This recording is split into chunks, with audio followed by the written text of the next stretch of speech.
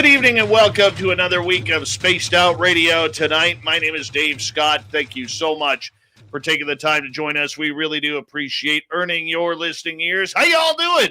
Big Bad Dave here, and I'll tell you, I got to say a big thank you to Varla Ventura, to Carter Burchart, and to Brian Bowden. I all got swag. Check out my new shirt from Brian today. All Bigfoot, all swirling around. And very, very cool. Very, very cool. So thank you so much. Hello to Wes H. in the gold medal position. James Horn in silver. Andrew taking home the bronze. We got gorgeous Cosmic Fleur, Chad Smith, Howard, Race Fan, the stunning L. Pepper, the lovely and talented Ange from Australia, Mennonite Abe, Eddie Haskell, Jack Clark. How you guys all doing? Let's kick off the roll call here with Jamie Lynn Ricketts, looking lovely down in Texas, I believe. And if she's not from Texas, wherever she's from. All right, continuing on here. Grand Paul Holland, the gorgeous Steph Dickey. And there's James Smith at Spooky Morales. How you guys doing? Cold Warrior, how you doing? Thank you for joining our chat room. Data Derivations is here. Data will be signing autographs after the show. Line up to the left of the studio if you don't mind. To the left of the studio. Simon Wales, gorgeous Helena, how you doing? SJ, what's going on? Stephen Edmond, what's happening? Tom, how you doing? I know you and Demi are in love now on TikTok. How are you? Good to see you. And thank you, Simon, for kicking off the super chat tonight. Really do appreciate earning your listening ears. Fidgety Aura, thank you. Flippity Jibbities, what's happening? Welcome to our chat room. Coldwater, thank you so much for that stellar super chat. We really do appreciate the love and support. Really do. Thank you so much. The lovely Carrie Ann is here. She'll be signing autographs after the show as well.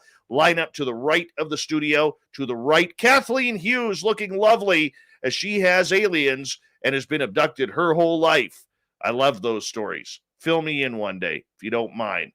We continue on. There's gorgeous Michelle C. from Australia. The lovely Nikki. Who else do we got? Mr. Lurks-a-Lot. What's happening? The gorgeous and talented Kira is here. And there's Millennium, our big man Millennium there. And we continue rolling on down here.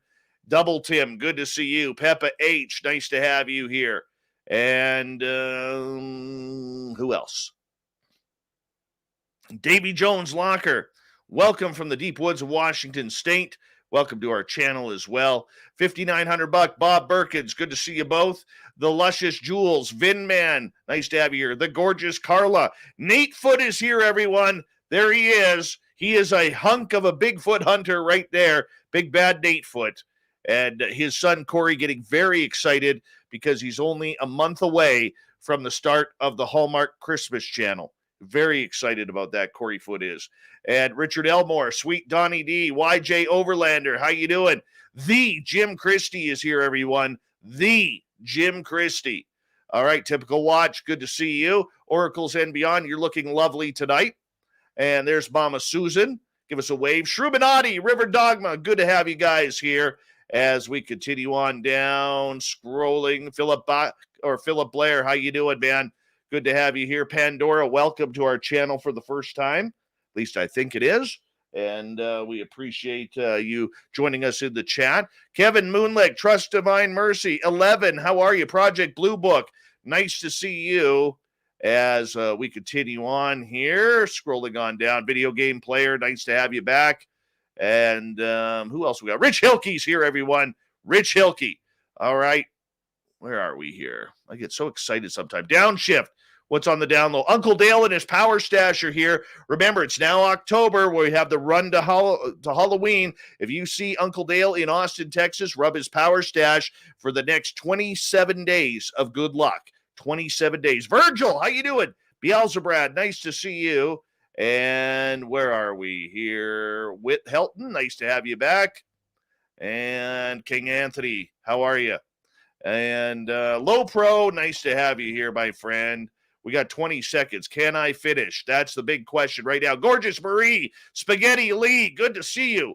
And I'm running out of time, and we made it. Whew. Alan Thomas is our guest tonight, everyone. Let's get ready to rock and roll. Get your horns up. It's time to kick off the week.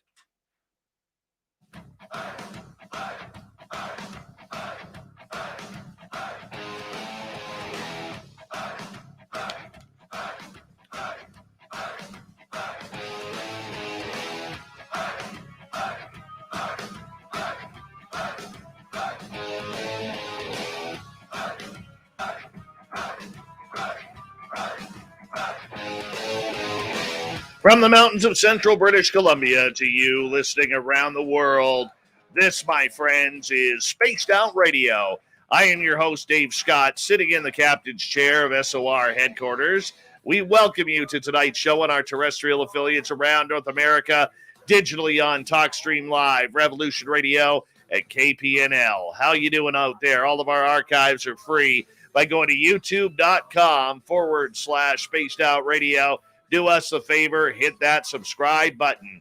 You can follow us on Twitter at Spaced Out Radio and on Instagram, Spaced Out Radio Show. Our website is spacedoutradio.com, where we have a plethora of features for you, including rocking out to Bumblefoot and reading up on Captain Shirk's SOR Newswire. Tonight's show is brought to you by Chive Charities. Help make the world 10% happier by visiting Chive Charities today. You can find them on our website.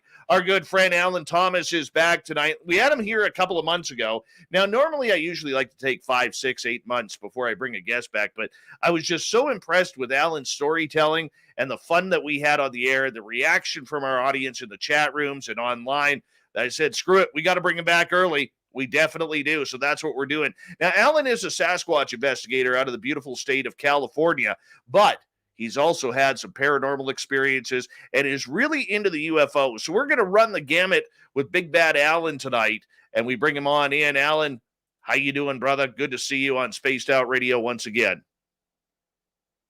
I got you on mute. That's my fault. That's my fault, trying to do too much at once. How you doing, bud? Man, I'm doing great. How are you doing, Dave? I am doing fantastic, man. And I'll tell you, it's been a long week. It's going to be a long week for me this week, but that's okay. I'm just very excited to have you here kicking off the week. You know, I was looking at the schedule over the weekend, and you know, sometimes you look at the schedule and you're kind of like, oh man, like who do I got on Monday night? And then I looked and I was like, oh, this is the way I want to kick off a week. This is totally the way I want to kick off a week. So thank you. Oh, you're welcome. It's great to be back. And I enjoyed the first time so much. I'd like to be a regular, maybe even. Well, you know what? We got to start doing more panels when it comes to cryptids. That's for sure. We definitely do. And I definitely want you there. And of course, the hunky Nate Rudd from Washington State as well. You know, Nate used to bench press like 500 pounds. It looks like it. Yeah. Yeah, and that was with just his pinky fingers. He was like this, you know. He was like that, but that's okay. That's okay. I'll tell you, though, I had a good week. Got some firewood, getting ready for winter. Got some firewood yesterday. I got some swag today. Oh, I want to give a quick shout-out, if you don't mind, to our good friend, our good friends at the Rattler, okay? Now, I got a lot of people out there who think I'm full of it when I say, hey, you're not on terrestrial radio. Oh, hell yes, we are. Hell yes. Saga 960, KZFX, KZAX. We got the Rattler, WQEE. Well, Len over at the Rattler, Len Novin, can't wait to meet this guy. Apparently, he's just a party animal. And we're going to party it up in Vegas. He's coming to our SOR party when we finally get to it. But he puts out a nice post with the rundown of the nights and has us on the overnights out there on the Rattler 97.3 FM in Apache Junction, Arizona, which also bleeds into Phoenix, which gives us massive target audience for this show. So we are real thankful to Len giving us a shout out tonight. So just had to get that going and had to get that out there. A big thank you to Len and Chuck and everybody who else takes a chance on us, man. I tell you, I would love to see more radio stations get as excited about having us on like the Rattler and all the other stations. 960, man. It just makes it so much better.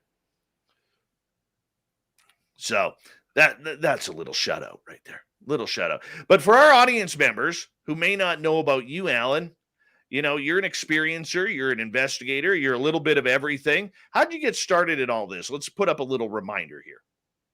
Well, for me, it was seeing a Bigfoot in 1987. And then about a dozen years ago, something like that, I didn't know that there was anybody around that experienced a Bigfoot. And I hooked up with some guys that I found that like to go out Sasquatching, but they also like to go alien hunting and ghost hunting and all this other stuff, paranormal everything. And we hooked up and we started doing a show called Paranormal Central, where we interviewed, David Paulides, Ron Moorhead, all kinds of people, several different times. And it got me hooked. I was absolutely hooked. And for you, being an experiencer, being everything that's kind of going on there, man, what's your favorite? What's your favorite? Because we all have a favorite. For me, it's Bigfoot, only because I saw one. I watched him for like a couple hours, but then I've also seen UFOs, and but my favorite's Bigfoot. Second favorite, UFOs. I'm pretty much the same way, but I don't have number two. I don't have a number two whatsoever. I just love these topics. I love talking about them. I love hearing about people's experiences. When you hear people's experiences today, it seems like we are becoming very angry in this field. And we want that damn proof. We want that photo. We want that video. And even though we're going to get that photo, we're going to get that video, we're going to tear it apart and call it fake and call it a bunch of BS and rip it apart left, right, and center. But you know what? For me, man, I've taken a step back and I really enjoy the stories that people are telling us. And I don't think we take enough time anymore to just sit back and relax and enjoy the woo a little bit of these crazy encounters that people are having. I agree. And actually, before the internet and all that, that's all we had. You know what I mean? And TV shows, and everybody knows how that is. They write them and everything, and it's all dramatized and rewritten. It's not really the original story. But I always liked going and talking to people face to face.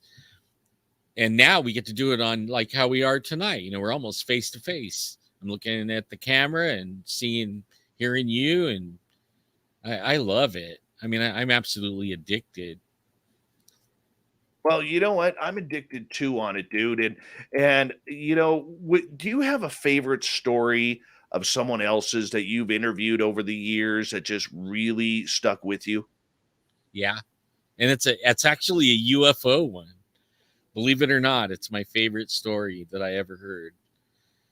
Tell me about it.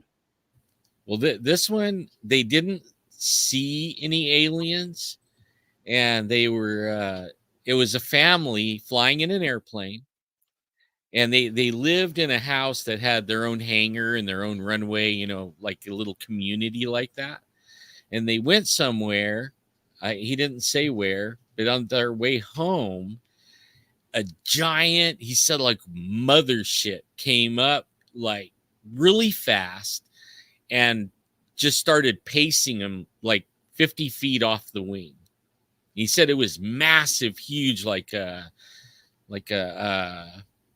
giant ship, like a cargo container, something like that big. Wow. And he said they were all looking out the window at it, and all of a sudden, it had windows and everything, and I guess they could see like the little aliens looking out the windows. But all of a sudden, this big door opened, and all these UFOs started coming out of it, little ones, but they were still bigger than their airplane.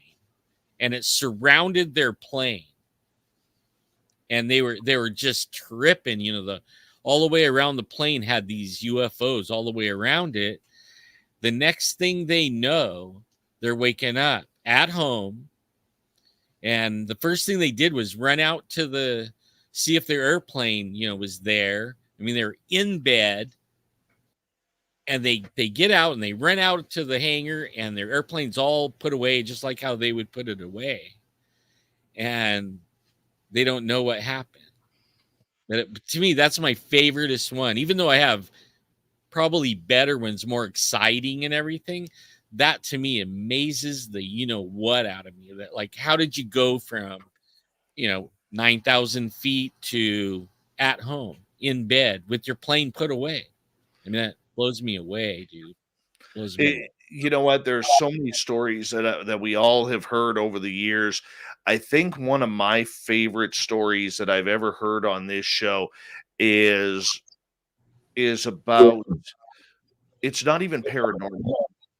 It's more about Nelson Dellis, who is the four-time United States memory champion, and he has failed to summit Mount Everest 4 times now. His body will only let him get to within a couple hundred feet.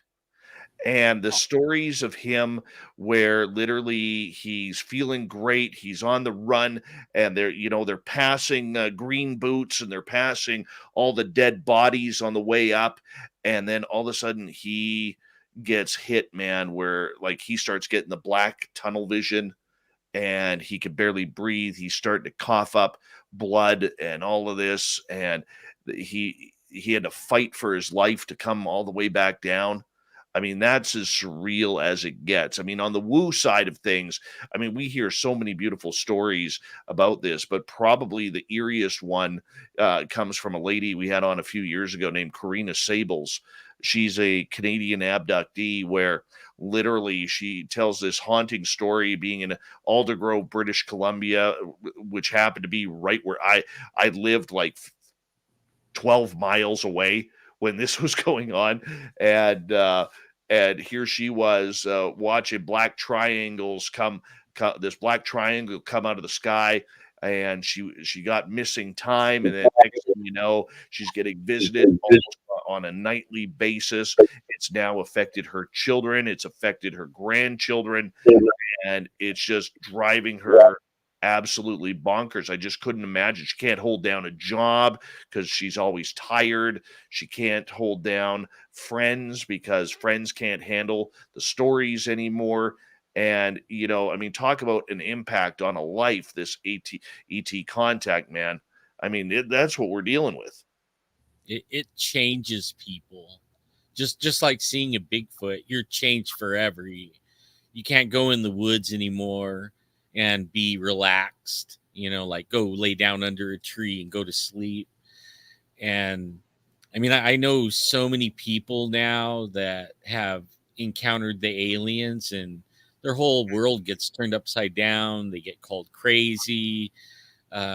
Even they freak out. They got to be home before dark. All kinds of weirdness, they're afraid of. Like they don't go outside, even though it doesn't help. These things come in their room with them. And I mean, and you know what I found is the aliens actually like attach to families, and they might skip over a generation, but they always will be around that family, almost like demons do the same thing. Yeah, I noticed that. What do you think it is regarding this commonality, this family lineage? What do you think's causing that? I don't, well, personally, me, after interviewing hundreds of people and looking them in the eye and questioning them over and over, and talking to, and my best friend being an abductee himself, I actually think they're demons. I don't think they come from rated reticuli or whatever. I don't think they come from there. I think they're here all the time, been here, and they lie like crazy. Like my one of my friends, you guys probably all know her, name's Heidi Hollis. Yes. Yeah, we were talking about, she would do the UFO section of our show, and she was telling us one time off camera, how we sit around and chat off camera, and she actually was channeling aliens. That's how I even found out about her. Like, as soon as the internet came on, I was searching aliens, and I came across Heidi and the Hat Man and aliens, but she was channeling aliens. Well, when she realized she thinks the same thing I do now, that they're more demonic than anything. But they came into her house and she heard them in there. And this is after she quit channeling them.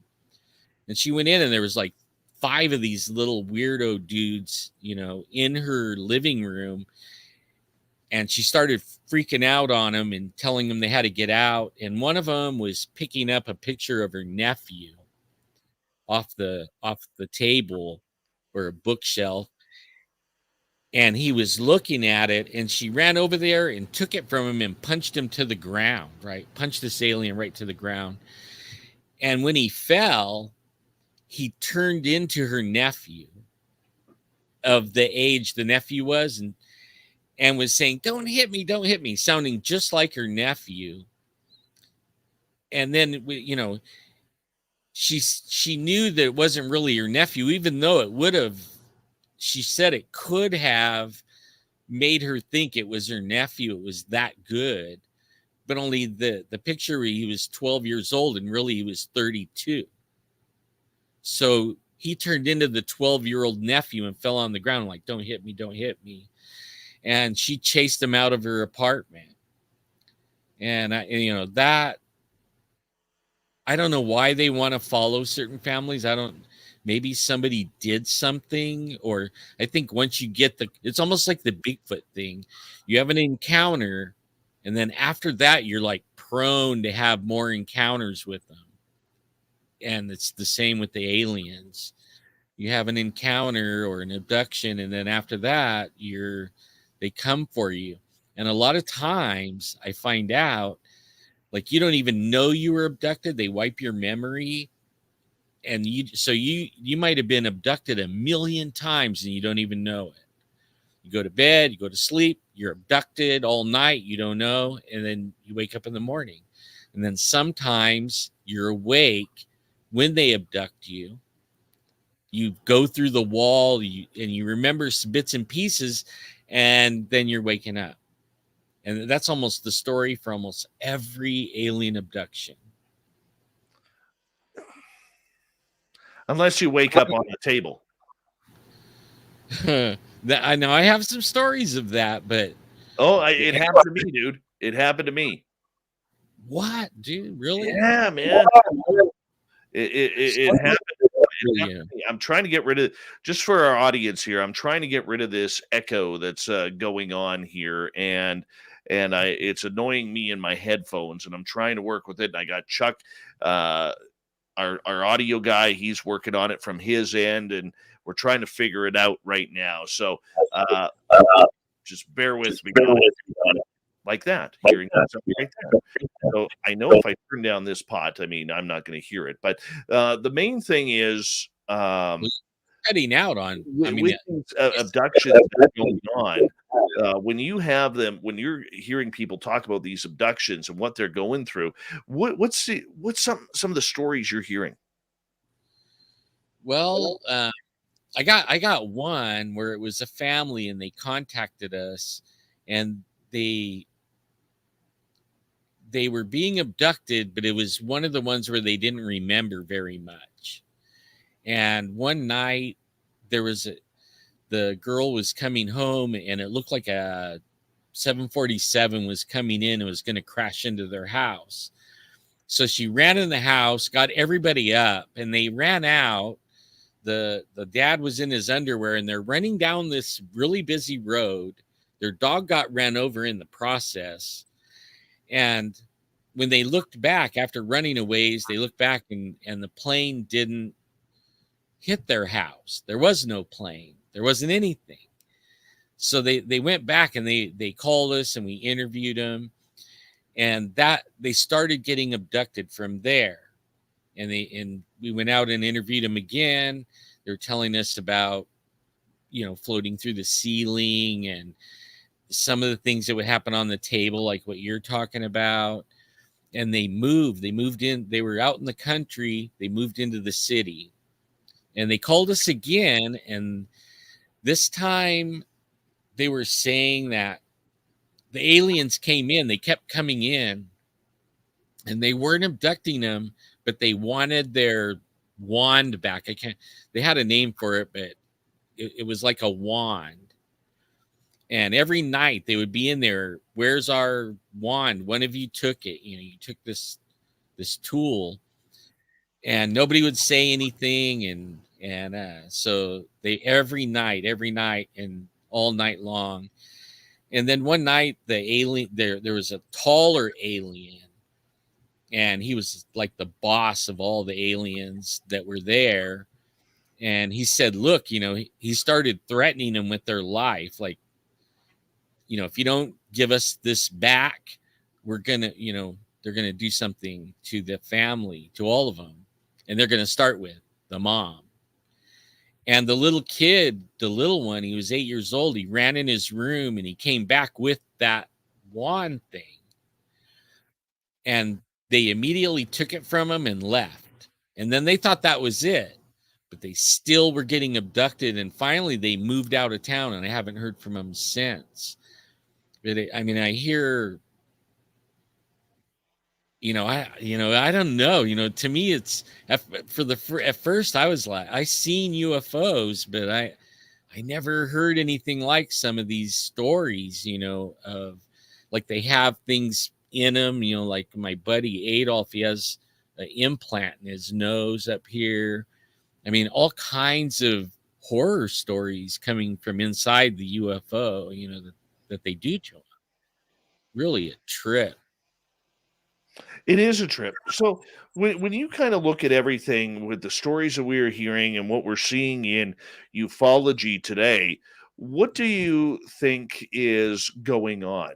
What's the story that you believe? I believe that they're here not not to be nice to us or anything like that.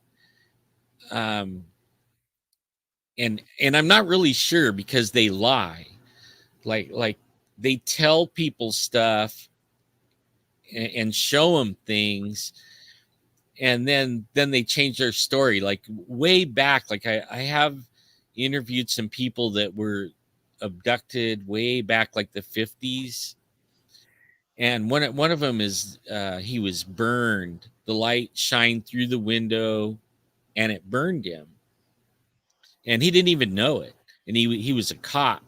And when he got back to the what's weird is my dad was a cop and worked with them, but he was burned halfway, and they told him that they were from a planet not far away. Now he's still having the problems. He's an old guy, retired. His son is actually a rocket scientist, a real rocket scientist. Hold His that his thought. Hold that thought. We're going to go to break here on Spaced Out Radio. Alan Thomas. We're sharing weird stories of ghosts, UFOs, aliens, cryptids all night long. We're in for a fun one tonight on Spaced Out Radio, so stay tuned.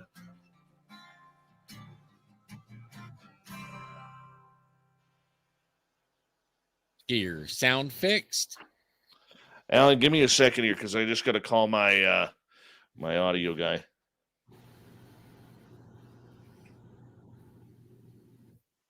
How much time do I got?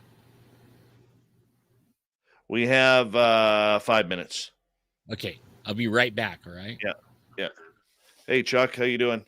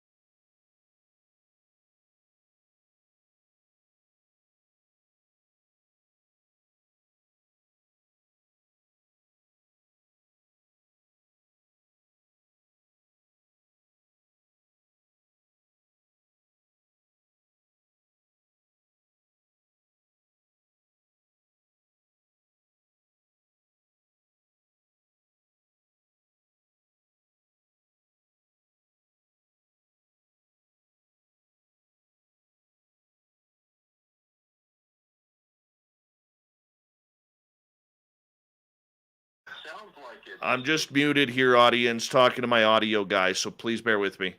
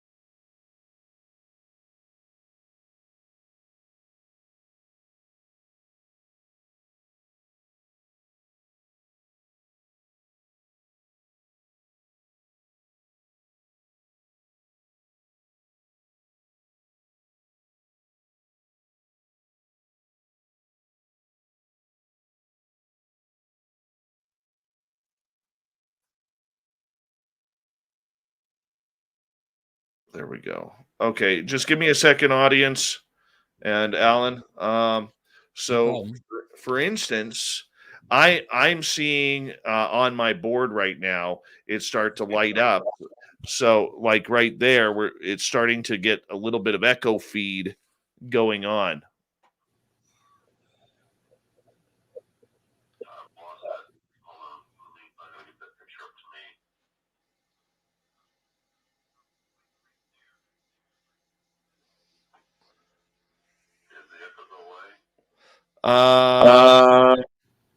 Like, see how it spiked there for a second? No, I'm not hearing it. No. We got minute 21.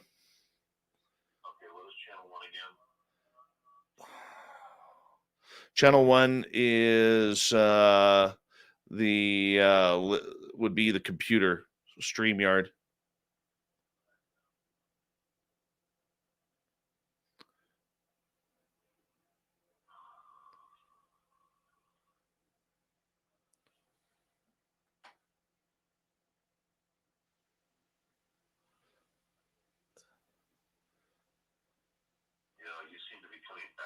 Yeah.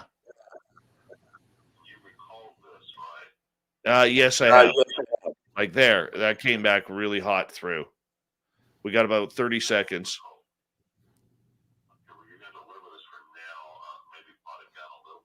Okay. Okay. We'll work on it maybe tomorrow. Okay. Goodbye.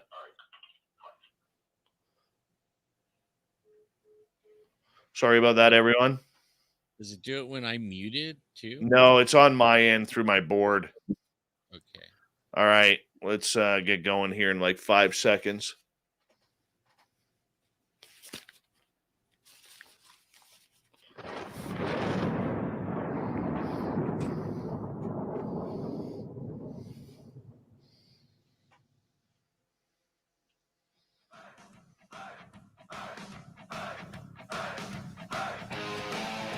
Second half hour of radio is now underway. My name is Dave. Thank you so much for taking the time to join us. We really do appreciate earning your listening ears. Want to remind you that if you miss portions of this show or others, check out our free archives by going to youtube.com/spaced out radio. Do me the favor, hit that subscribe button. Our website is spacedoutradio.com, where we have a plethora of features for you, including rocking out to Pumblefoot and reading up on Captain Shirk's SOR Newswire. Follow us on Twitter at Spaced Out Radio and on Instagram, Spaced Out Radio Show. We continue on tonight with our good friend Alan Thomas. We're talking UFOs, aliens. Now, Alan, right before the break, you were telling the story about your dad and your dad's friend. Oh, the sheriff. Yeah, so he got burned, and they were telling him that when he got abducted, they told him that they were from a planet not far, right? like Venus or something like that. And this is in the 50s. Now, fast forward, I was interviewing him probably about 4 years ago, and we were going to have his uniform tested and see what's inside the uniform, if there was anything left of it. And he was saying that he's still getting abducted, but only now they told him that, they aren't really from Venus or whatever. They're from way out there, a few light years, like 4 light years. It's because our technology advanced where we know what's on Venus. So they had to change it now to where it's real far, And I've heard that before on other people, and I started thinking, wait a minute, their story keeps changing on where they're at, and now it's real far out there. I don't think they're from way far out there. I think they've been here.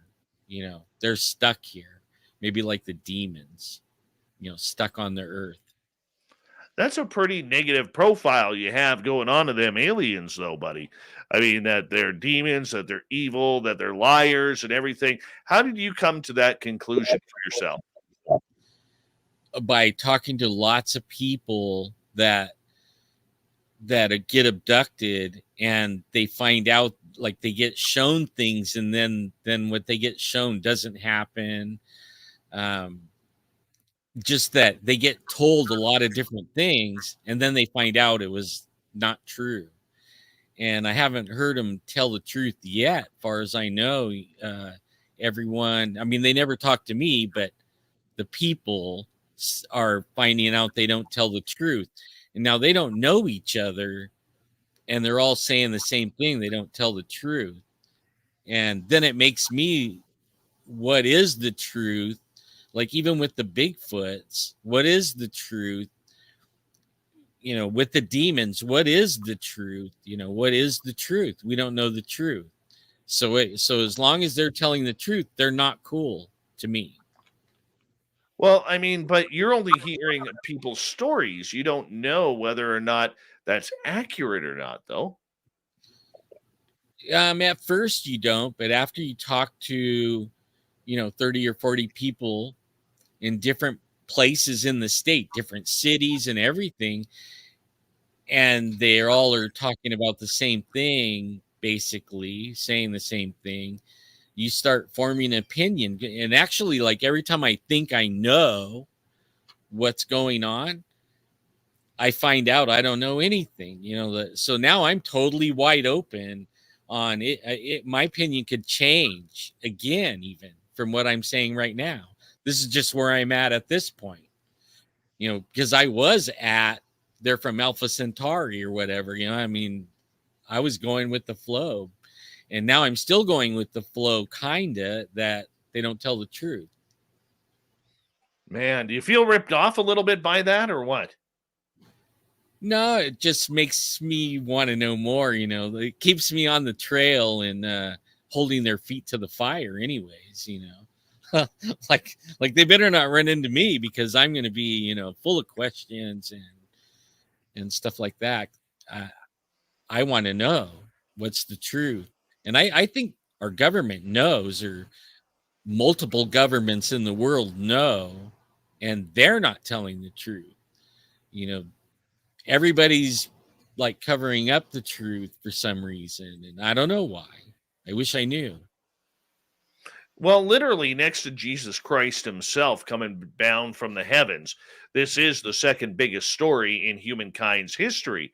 I mean, so obviously, if we take Roswell for what it was, I mean, there's a lot of different technologies and secrets that there are people probably who feel that many of us are not in the know of what is going on, and they don't want us to know, whether it's due to the technology advances or anything along those lines. So my question to you regarding all of this is, how do we really know what is going on when we can't even figure out what is going on with everyday stuff around here? Man, that's a good question. It really is. I have a feeling, though, that the truth isn't far away. You get that feeling, that everything is going to be like busted wide open here pretty quick. Like the United States government came out and said, we have alien craft. And then that's the last thing you heard for a little while. Then all of a sudden they come out with these videos, right? Showing them Tic Tacs or whatever. And they know something, but are they really telling us anything yet besides that? No. You know, I'm waiting for the rest of the story, just like everybody else, I guess. Oh, I know that, man. But I mean, I just don't know what is actually out there, what is holding on, what is happening with this entire scenario. I mean, look, if you follow UFO Twitter and you follow the game that's being played and the numerous narratives that are going on out there, the only thing that it's going to do is give you a migraine. You know, and I come down to it, Alan, and I honestly believe this. And I've been talking to some people deep in this scenario here recently about this. I really do believe the answer is with the experiencers. I do Yeah. not believe the answer is with the government. How do you feel about that?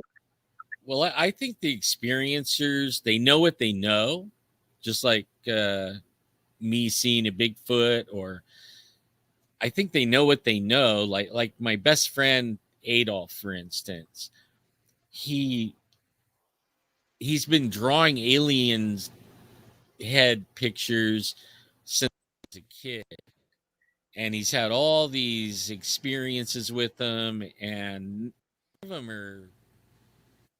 I mean, they've scared him so bad he won't stay out at night. I barely talked him into camping at one of the abduction places recently. So hopefully next summer we're going to go camping at one at Courtright Lake. But he won't even stay outside at his house at night. I mean, he's totally afraid of them. And that's almost goes across the gamut of I haven't met now I have met a few people that believe they're benevolent, you know, like they're they have a name for them. They look like us and all that. But they have some kind of breeding program or DNA thing going on. But since I don't trust any of them, like, because I just don't. I'm not going to trust anything until I can see it or touch it or feel it or read it or experience it. You know, I'm having a hard time with believing anything anymore, like except for what I see and get lots of stories on, and they tell me the same thing. But I'm not afraid of them like they are yet. You know, Have you had any encounters personally? not with aliens, just with ghosts and Bigfoots. You know, the Bigfoots, I've had about 7, and the aliens a handful, probably about 10. Or no, ghosts. I mean ghost. About 10 experiences with that. But hanging out with alien abductee all the time, we do everything together. His buddy, they were camping. I'm friends with him, and he's still getting abducted. It's cost him relationships, several relationships, because once they start having, you know, girlfriends or get married, then they become abductees after that. And sometimes their exes still get abducted after, so they never had any abductions, and then they continue to have it after they split up, thinking that's going to end it, you know, the ex does. And I don't know. I know that most everybody is afraid. Most everybody I know. Well, I think we're afraid because we don't know what is going on. We don't know how it's happening and it's out of control. Whether or not there is some scary elements of it, I would agree with that. I'm not going to sit here, oh, it's all peace, love, and light. And they hand us daffodils and tulips afterwards. I'm not going to sit there and say that, because I know from my own personal experiences, as well as much like you, interviewing a number of people over time who have had these issues, I am noticing that, there are some scary aspects to this that we just do not know or understand. That being said, I'm wondering, in regards to the entire scenario here with ET abduction, and the stories you have heard from your friends and people you've interviewed, what's the commonality outside of the fear aspect that they are going through? I think the most common part is experiencing the aliens show up and then waking up and not know what happened in between. That's the most common thing, that of all the experiencers that I've talked to, is they start to have an alien experience and the aliens are there, they go through the wall, and then they wake up, and that's the most common thing, is that one. And it's like, why do they suppress your memory? What are they doing to you? I actually believe they're doing some kind of a DNA thing, because they're always going after their, when you do get the people remember what happened on the ship, they're going after the women's eggs and the men's semen. I don't know how to say it real nice, but that's usually what they're going after. And then I've talked to a couple of like Adolf, his girlfriend, she was pregnant. They got abducted, and then all of a sudden she wasn't pregnant. And she was like 4 months pregnant. And all of a sudden, no baby.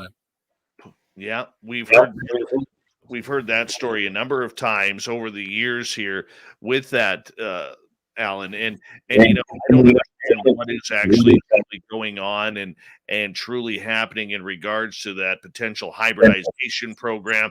I mean, there's a lot of dark paths that go along with this, but getting back to the experiences people are having, are they see the people you talk to, are they seeing marks on their bodies? Are they seeing any type of identifying scars? Oh yeah, and also the little, the things in them, the little I can't remember what they call it, but they have them. And like Adolf has one right in the, like, where the third eye would be at, and the doctor said they could take it out, but it would be kind of risky, where it's at, up in his nose, way up in there, and he opted to keep it. I would have opted to get rid of it, but he opted to keep it. And a lot of them don't even know they have it until they go in for a medical procedure and get an MRI or some x-rays or something like that, and then they wind up having this little thing inside of them that they didn't know they had. And for me, it's almost surreal.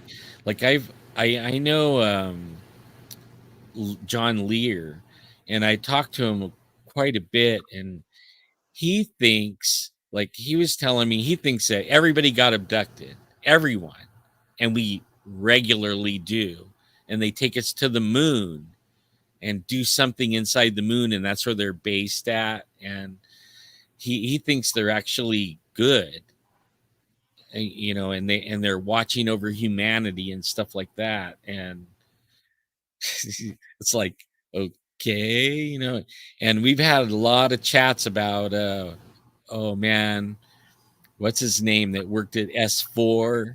Bob Lazar.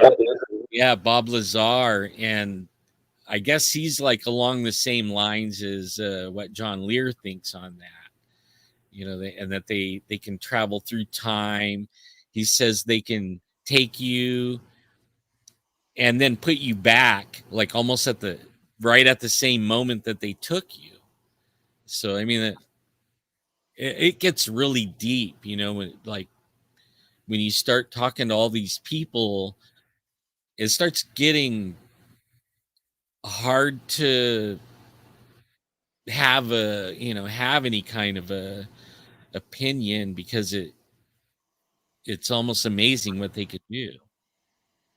Very But I true. did know, I noticed that Bigfoot and aliens, they almost have the same qualities, kind of like they can disappear.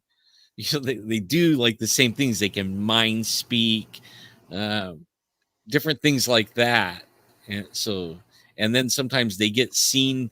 Like we were in Oregon on a deer hunt, and the tent disappeared on me and my wife in between two other tents. And I woke up first.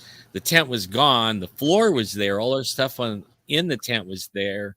But the tent part, the ceiling and the walls, was gone. And there was UFO reports for like 3 days before that. And then when we were there, someone saw a Bigfoot. And the same day, the brother-in-law saw a UFO, and we decided to we called the hunt. We were going to be there 3 more days, but we decided to just call it and go home, because everybody was freaked out. One person saw a Bigfoot, one person saw a UFO. I lost my tent. I don't even know what happened with us. I mean, we might have got abducted. I don't know. It's weird. Oh, maybe you did get some aliens. It could be. I don't know. I've often wondered about that. And then after talking with John Lear a few times, I wonder, have they been doing it all along? And I'm one of the ones that doesn't remember anything. You're like, I don't know. We've got about 5 minutes here to go before we got to go to break. At the top of the hour, Alan Thomas is our guest tonight on Spaced Out Radio. We're going to continue with the UFO talk until the top of the hour. We'll get into some paranormal stuff at the second hour of the show. But for you, what's the biggest secret of all of this that you want to know? What's itching you? I really want to know what the truth is. Like, are they really from other planets, or are they just living in another dimension right here? I just want to know the truth, the truth. Do they time travel? Like, I have some friends that we interviewed that they time traveled, that we have the technology to time travel. And one of them is my good friends. I talk to him all the time. And I mean, they were time traveling since they were kids. He was saying he went to the Mars with Obama. Who's that? Chago? No, it's William Stillings. In fact, I just talked to him the other day, and he was telling me, we got to get him on the air. I might be able to get him for you. He just called me this morning, but he said he was having problems with his Bluetooth and hung up. You just opened up a whole can of woo there with Project Pegasus. Yeah, that's the one. Yeah. So, okay, for our audience, explain Project Pegasus and the entire Mars jump rooms and everything. Well, do I have enough time? Well, I'll carry it over, man, if I have to. We got 3 minutes. Let's start it. Well, how they started is his dad was in the Navy and an officer in the Navy, and brought him in because the tunnel that they ran through was too small for humans, for adult humans. And the adults would like stand up or something, and they would shave the top of their head off, and they would die, or something would happen and their feet would go through, and they would chop their feet off. So they were using children like Basiago and William Stillings and Obama. And so they could go in different countries, from one to another one, or they could go to different planets. And the question I ask all the time is, okay, so you go back in time, say, and you wind up over there, how do you get back, really? And he said, all of a sudden you just start disappearing, and then you wind up back where you started at. like on a timer. And it was like, whoa, you know, that's a trip. And he actually still wants to go to Mars still, but I think he got passed over for that one, the Mars thing. Yeah, that's what they were doing, time traveling. When was he doing that? It was when he was a kid, so I don't know how old he is now, probably in his 40s or maybe 50. So he was probably started out at 12 years old. And same with Basiago. That's how they all met. And actually, Basiago, Stillings, and another one, they were trying to get Obama when he was president to tell the truth, right? To come out with it that he was a time traveler. And he wouldn't do it. He acted like they were totally crazy. He didn't know him. You know, it made him really mad that he wouldn't talk about it. You know, and he said he wasn't Obama then. He was a different name. You know, he was going to Sotelo or Testoro. Yeah, that was it. Yeah. Yeah. Man, you know a lot about this stuff, huh? Oh, I love this case. I do. But I will tell you this. I think with Andrew Shago, where he started going downhill was when he started making claims that he was the next president of the United States. It was all written down. It was all in the manual, in the manuscripts and transcripts. And I think that's where he lost a lot of people over that. You know, I think there was a lot of people who really wanted to buy the story and have some, you know, whether or not it was true. I mean, a lot of times people just want to buy the story. But the minute he started with the whole presidential run and that he was going to be the next U.S. president, and it was in the books because he was told at the table in some secret lunchroom, and then it didn't happen in 2016. That's where everybody kind of threw Bashago in the garbage and said, you know what, you're full of it. We're not listening to you anymore. I mean, the guy runs as an independent in 2016. How do you expect to win the presidency as an independent? But we'll talk about that. Time travel, paranormal, coming up. Alan Thomas on Spaced Out Radio. We're having a good time with our good friend here tonight. We'll be back with more of the mighty SOR when we come back on Spaced Out Radio, Hour 2.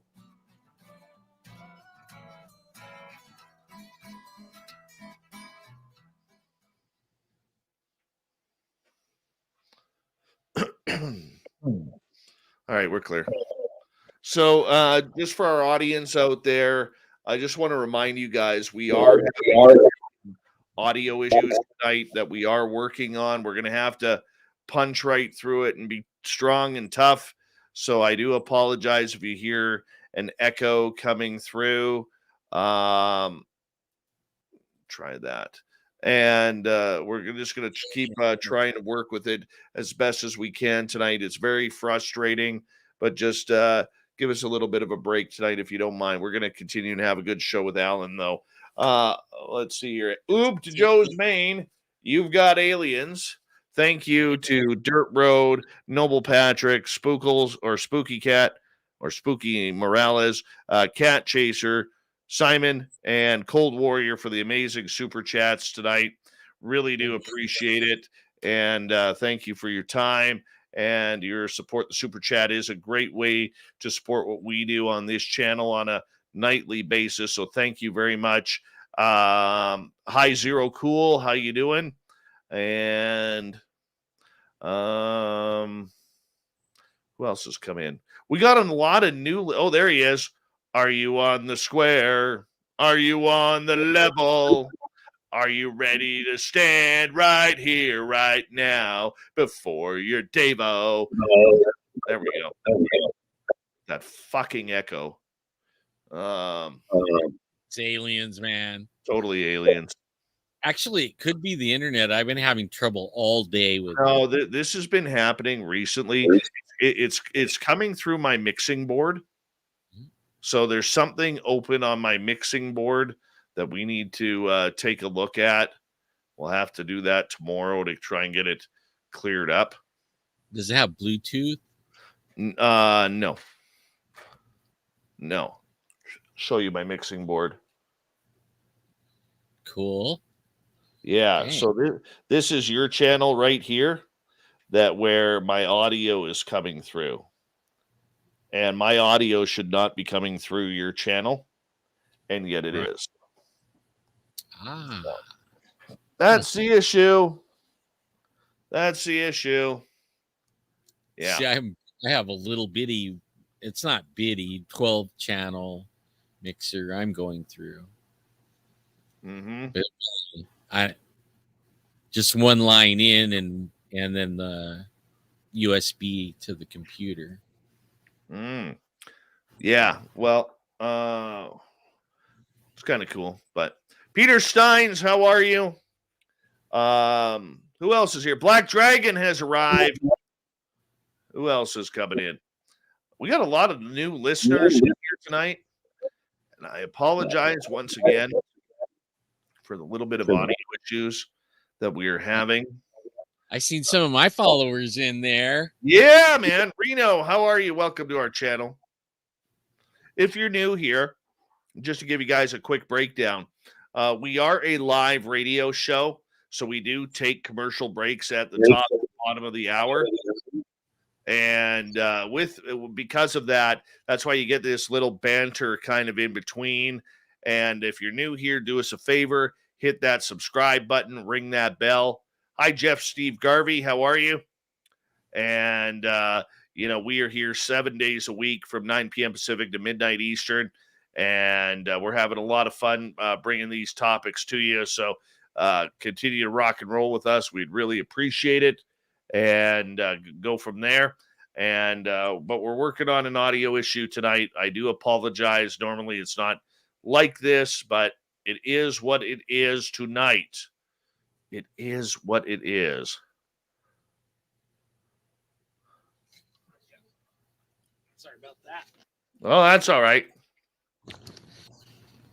Gotta set my wife up real quick with something. She's gonna make me a coffee. Nice.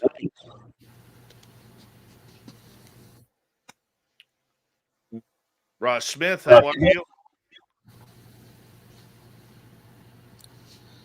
Yeah, it's so cool.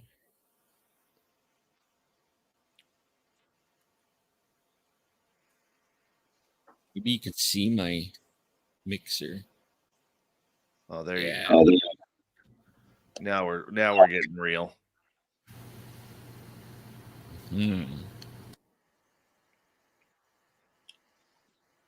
Oh, this is so frustrating for me. Oh, I hate when that happens, man. So frustrating me. Yes, it is a Sasquatch shirt that I have on.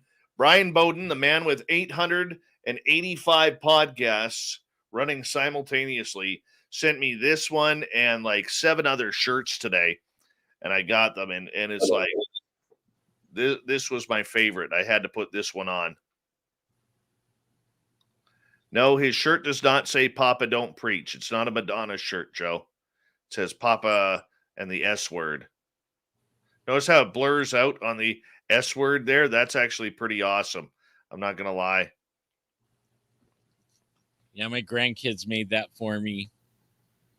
I have another one too where they say I'm Squatchy. I'm Grandpa Squatch, but only I'm Squatchier. Nice. Like that. Very nice. I'm not gonna give you a hard time because it's from your grandkids. Yeah. So you get the freebie there. You get the freebie there. Holy cow. Okay, here we go. We're coming live in 10 seconds. And happy birthday, Eddie Haskell, from all of us here. Here we go.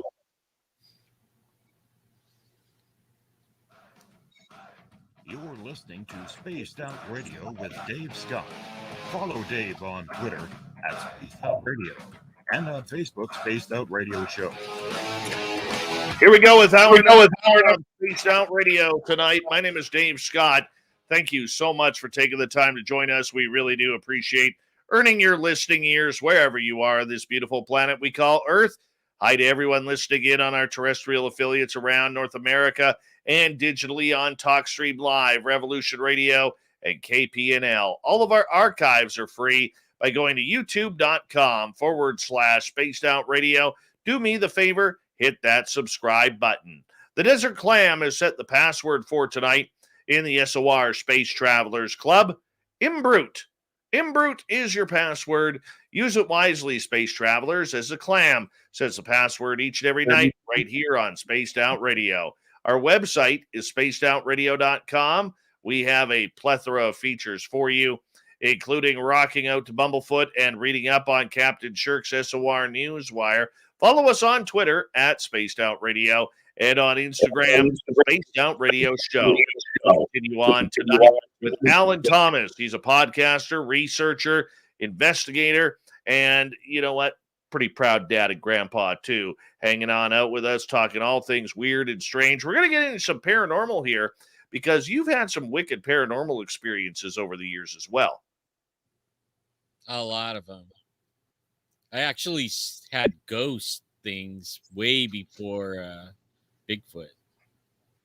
Wow, thank you. Look at that. Oh, His yeah. wife brings him a nice coffee for the studio there, a little bit of cream in there, probably a couple teaspoons of sugar. Oh, yeah. How did you know, man? You're psychic. You are a double kind of guy, man. Yep. So, Yeah, tell us about your first paranormal experience. My very first one, I worked at a mall and I was security. And they gave me the 4 to midnight shift. It was like 4 to midnight, midnight to 8, midnight to 8, and then 10 a.m. to 6 p.m. That was my schedule for like 2 years. I didn't know if I was sleeping. I didn't know if I was, I didn't know what I was doing because I had such a weird schedule. But on one of the nights after the mall closed, they had a little truck and I could drive around in the parking lot. And I was out there just having a good old time driving around in this empty parking lot, huge parking lot. And there was some maintenance guys inside vacuuming. And one of them gets on the radio and he starts telling me to knock it off, quit doing something, and I was laughing at him and making fun of him. And he kept saying, man, knock it off. Like it is not funny. You're not funny, So I thought I would sneak in there and see where he is and what's going on and try to find out really why he's getting so upset with me on the radio. And I was messing with him really hardcore. And when I went into the mall, I went into the center part of the mall, like the main entrance, I guess. And they have these big, like Macy's on one side and big box, store on the other side, J.C. Penney's or something like that. And I could see that he was all the way down by the Macy's, vacuuming way down there. And I had just locked all the doors to that, but I didn't see him. He must have been just almost to the doors, like 20 minutes ago. So I don't want to scare him. He's got his headphones on, listening to music, and I'm walking down there and I start following the electric cord to him. And I get down there and I don't really want to scare him too bad. So I kind of didn't walk right up on him and tap his shoulder because I think he would have died or something. So I made a big circle around him and got in front of him. As soon as he see me, he ripped off his little earphones and he started yelling at me, like, man, dude, you're scaring me. Like, you got to quit doing this, man. I mean, like, you got to stop. I'm like, stop doing what? And he's telling me, you know what you're doing, and we're standing right over his vacuum. It's still running, right? It has like a drive thing on it. So he could sit there and just spin, but he could also push a button and make it go like self-propelled. And we're sitting there, all of a sudden it shuts off and he looks at me, his eyes get really big and he's like, looking at me. He says, like, that's what you were doing. I'm like, oh. I go, well, I didn't do it. So then we started following the wire back, and it went back about 200 feet down the mall, and it was unplugged. It was like, whoa, I told him, well, maybe it was just ready to fall out. You were at the end of it, So we walked back to the vacuum. We didn't plug it back in. We just walked back to the vacuum, and we're standing there, and now he's freaking out because I didn't do it. And he said that it happened like 15 times that it would be unplugged, and he'd have to go all the way back and plug it in. I'm like, wow, that's a trip. And while we're talking about it, the vacuum came on. It was like, whoa, dude. Something plugged it in, And then while we're standing there freaking out on that, there's 10 mall doors that I just locked 20 minutes ago. They all flew open. And like, bam. And then how they go slow close.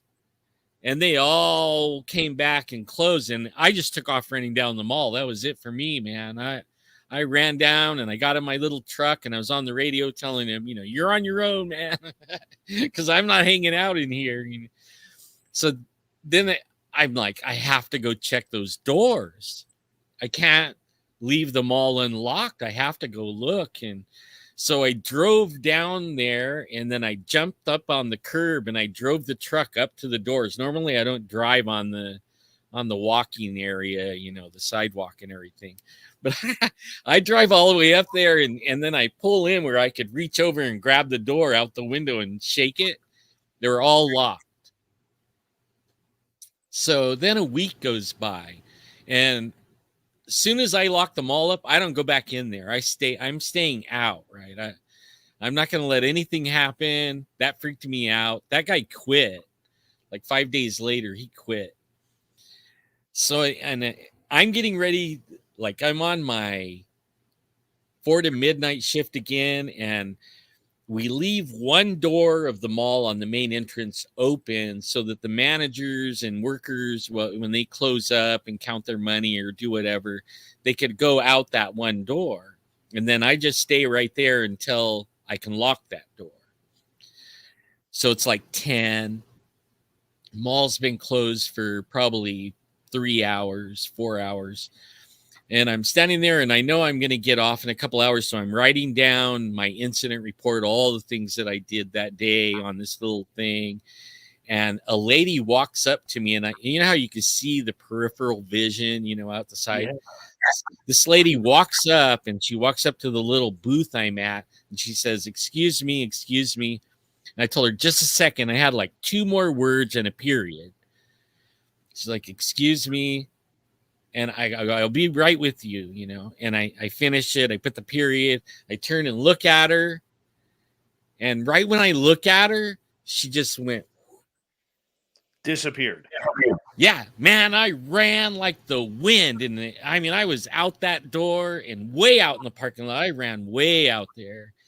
I watched her just fade out like smoke. Like, and that's just a few things that happen in that mall. That mall that we had workers walking off left and right. They started to add on to the mall, and they're doing a construction thing.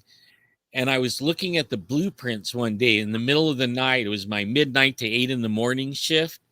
And I was in the construction side of this extension, and me and my buddy, one of the other guys, we were racing the electric platform things, you can go up and down on the platform, and we were racing them around, and I realized there was some blueprints down there. So I went down there and was checking out the blueprints, and it had a history kind of like of all the mall being built. And I was digging through there, and I found like when they first built a mall, like down that end of that part of the mall, there was a graveyard right there, and they had to move it. And so they moved it to build the mall on that end. And on that end, when they were constructing it, the tools were getting moved around, and buckets are knocking off of stuff. And And while we were standing there, all this stuff fell off of the scaffolding and landed on the ground. It had a bunch of bolts in it. Scared the you know what out of me, man. So we ran outside, and then we got on the roof, and we were just like stayed up on the roof talking. That we could see every direction on the roof, and we just stayed up there until it was time to go home. But oh my God, that was so scary, man. It was a scary place. No kidding. Did any paranormal investigators ever investigate this mall to see what was causing all of this activity? The mall won't allow it. After I became an investigator, the same people are running the mall. So I went back in there and I asked them if we could do an investigation. And they said, we don't want that. We don't want anybody to know. We don't want any publicity on it. You know, we want it to be a wholesome family, whatever shopping experience. And no, you know, you can't come here.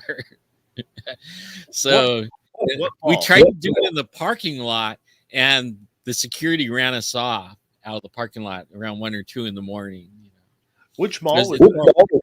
It's called Fashion Fair Mall in Fresno. You can look it up online. It's still there. And scary place, man. Scary place. There might be some people might have wrote stories about it online. I never thought to check that, actually. I'm actually checking it now. Yeah. Let's see here. Yeah, and then I moved up to the foothills. I raised all my kids. I had 6 kids, 5 boys and 1 girl, and I raised them up in the mountains, and we got this 20 acres, and there was several mines on the property, old copper mines. And my kids, I never experienced anything, but my kids and my wife, they would say something thump them on the head. They said they saw people peeking from behind the dressers, and little people running around on this ranch. And I never experienced anything at that place, but all my family did. Do you think that paranormal investigation is ever going to solve the life after death scenario? It might, because I don't know if I shared this last time, but I also died. And that's why I don't have the ranch anymore. The doctors were doing an angiogram, and they accidentally blocked the femoral artery after doing where they put the catheter in. And 8 days later, I was losing my leg, and my right leg. And I went in there, and when they realized what happened, they immediately rushed me to surgery. And they're telling me that I might not have a right leg when I come out of it. And at one point, I don't know how or anything. I woke up in a valley, and it was golden, like wheat, golden wheat, and had these big, huge oak trees, and there was no shadows under the oak trees. That was one of the first things I noticed, was there was no shadow. I didn't have a shadow. I mean, it was weird, and it was there was colors that I can't describe, and music and stuff like that all around. So this is your near-death experience that you've had. Yeah, and then I'm standing in this valley looking around, and then off in the distance, there's these beautiful snow-covered mountains, and I'm a mountain guy, right? I grew up in Yosemite and raised my kids in the mountains, and I still go to the mountains, like that video I showed you earlier, and it's in the mountains. And so I'm looking at the mountains, and I think to myself, man, if I ever get back here, wherever this is, I'm going to go check out those mountains. As soon as I thought that, I was in the mountains. And I was standing there looking at these beautiful forests. And, you know, when you're in the forest, it has a smell that is, I love the smell of the pine trees and the forest and the ferns and everything. I mean, it just makes this really beautiful smell. Well, where this forest had, it was off the hook, you know, I'm standing there going, I mean, I'm taking it in. I'm like, man, that is, I never smelt anything so great. You know, I mean, this is the best forest I ever smelled in my life. And I started doing like a turn, you know, all the way around. I'm going to do a 360 and just take this whole forest in, you know, and I'm taking these deep breaths and everything. And as I get 180, I realize I'm overlooking the valley that I was just in. And I can see the whole valley. And all of a sudden, a thought occurred to me that what if I was supposed to meet someone? And here I am all the way up in the mountains. And what if I was supposed to meet someone? Like, that freaked me out. Like, oh no, I'm missing something. You know, I missed something. So I thought to myself, oh man, I should have never, you know, left. As soon as I thought that, I was standing back in the valley, and there was these two light beings standing there, and they were pure light. Like, if it would have been my real body, this body, it would have burned my eyes out. They were so bright white. And I realized if I could go, you know, if I squinted my eyes, I could actually tell it was two guys in like Roman kind of looking clothes. And I mean, with like, they had a sash, and this part, it was like a white robe, but it only went down to like their knees. And they had a big leather belt, and they were talking to me in their mind. One of them tells me, mind speak, right? He tells me, are you done? You know, and I'm like, in my mind, I'm like, what? I don't even know where I am. You know, this is, all these thoughts are going through my mind. Like, am I done? Like, what kind of question is that? Like, am I done? Like, I don't even know where I am. I don't know how I got here. I have no idea, you know. And then he says it again, like, are you done? I'm like, I didn't answer him, right? I didn't know what to say. Like, I don't know. I have no idea if I'm done. Like, I don't know what you mean by am I done? And before I could even like say anything, I was going to speak with my mouth instead of thinking it. I didn't know they could read my thoughts. It never occurred to me. And all of a sudden he says, what about your wife and your kids? It was like, oh, you know. And then I started thinking about my wife and kids, and I could actually see where they were and what they were doing right then. I mean, I could see right where they were, all of them. And I was like, whoa, you know, I mean, like really blown away. But then when I noticed that all of a sudden I got sucked up, like a vacuum sucked me up. It just like, and I started going backwards really fast. I mean, really fast. And I slammed into my body. It was like, boom, like that. And then I opened up my eyes, and the doctor's face was in front of me, but his face was upside down to mine. Like, his eyes are here and his mouth is there.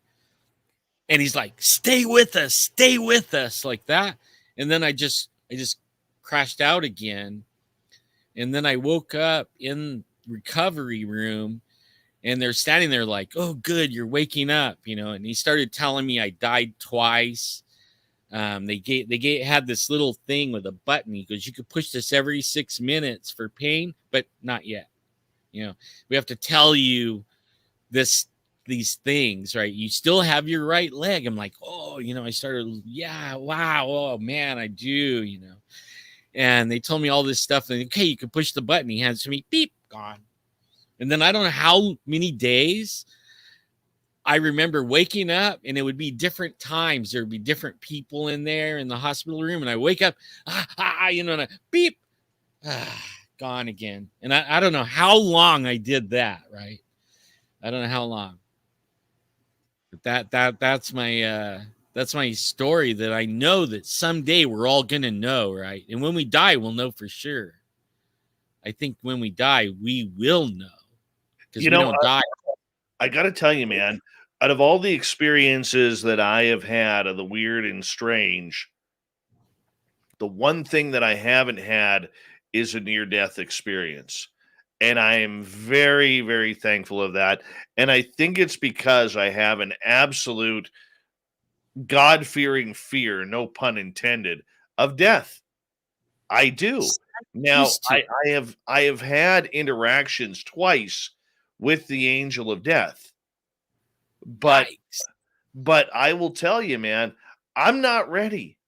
I'm not ready for that at all. I kind of like this living thing, you know? Yeah, but only you're not dead, man. I mean, you don't die. You live. In fact, over there, after you leave this realm or whatever you want to call it, that realm is more real than this realm. And you're alive. You could travel at the speed of thought. I mean, you can know anything you want. Like I was thinking things that I didn't talk about, but I was thinking about things, and as soon as I thought about the question, the answer came to me, and I knew. I mean, Like man, I knew that I was dead, like because I asked myself, like, am I dead? Like, yeah, the answer came, I'm dead, but not dead, right? My body is still somewhere else. It's dead, but only what gives us life inside of our body is over there. And more life, like traveling at the speed of thought, knowing anything you want to know, anything. I mean, all the questions we have right now, they would know. You ask it, and there was a lot to explore.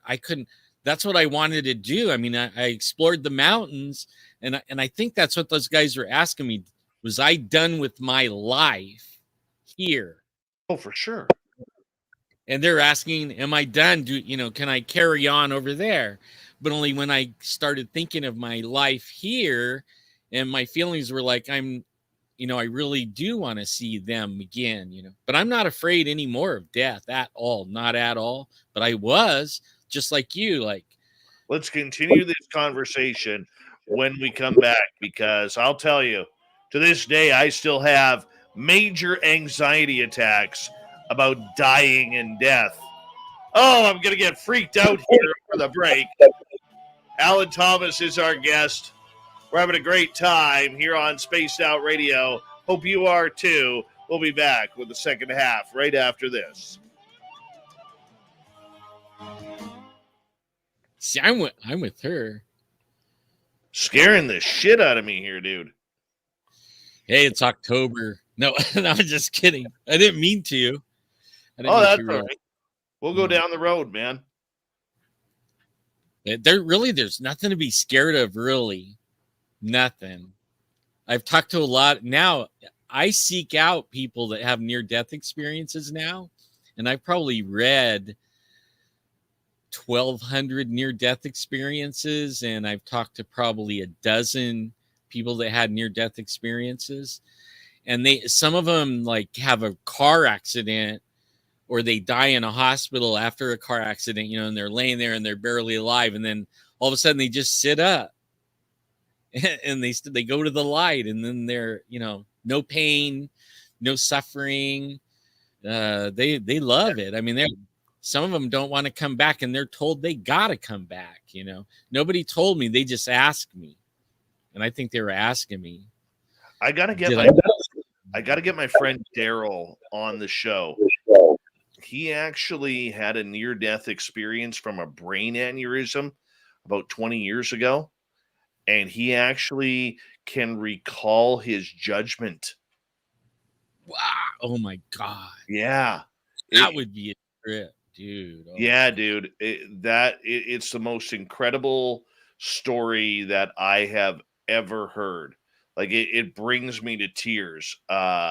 Just when he tells it. Because he's a religious guy now. Okay. Me too. And he He is very, very, like when he gets into his judgment, it was pretty, like, I don't even know how to explain it. I don't even know how to properly, I could not do that story justice. Well, one of the things I thought about was I was worried about that. Like I heard about getting judged and all that stuff, and Mhm. it all depended on if I was going to stay or go, right? If I was going to go through that. But I did find out that all the things that we think are important is not important over there. Right. The only thing that's important over there is how you treat people and how your heart is, right? Like where your heart is. That And is what mattered, you know. the weird part for him was he said the judgment was like a being in a courtroom Oh, where wow. he looked over to his left and literally he was staring at Satan. Oh my And God. and he looked to his right and Jesus was beside him. And he said he never saw God. He said he saw the two cherubim that were beside it, and but he said he was too embarrassed to look at God. And he said the devil on this desk had this giant book of every sin that he committed from the day that he was born. And basically, he had like Jesus standing there as his lawyer saying, "Hey, Dad, don't worry about it. I got this one covered. Don't worry about that one, Dad. I remember I died for this," and all of this stuff, right? And Yes. apparently, the judgment lasted 10 human days or something like that. And he was in a That would kill me. he was he was in like, on that side the fucking echo. He was in like a fetal position in his like almost like a paralyzed fetal position in his hospital room. And uh and then all of a sudden the doctors were telling his wife you couldn't make it. And then at the end, and I'm paraphrasing the story here very poorly, at the end of his judgment, he said he heard God speak to him and say, Daryl, you've been forgiven for all of your sins. I'm going to give you the choice. Do you want to come in to heaven, or do you want to go back down and live your life? And Daryl said, God, like he goes, my son is just 2 years old. I really want to raise my kids, go back and raise my kids. And he said, all of a sudden, it was like this, like a snap of a finger. He was in his body, out of his coma, and his body was straight, and everything was back to normal. And his doctors were like, what the hell is going on here? Hold on, my friend. We got 3 seconds.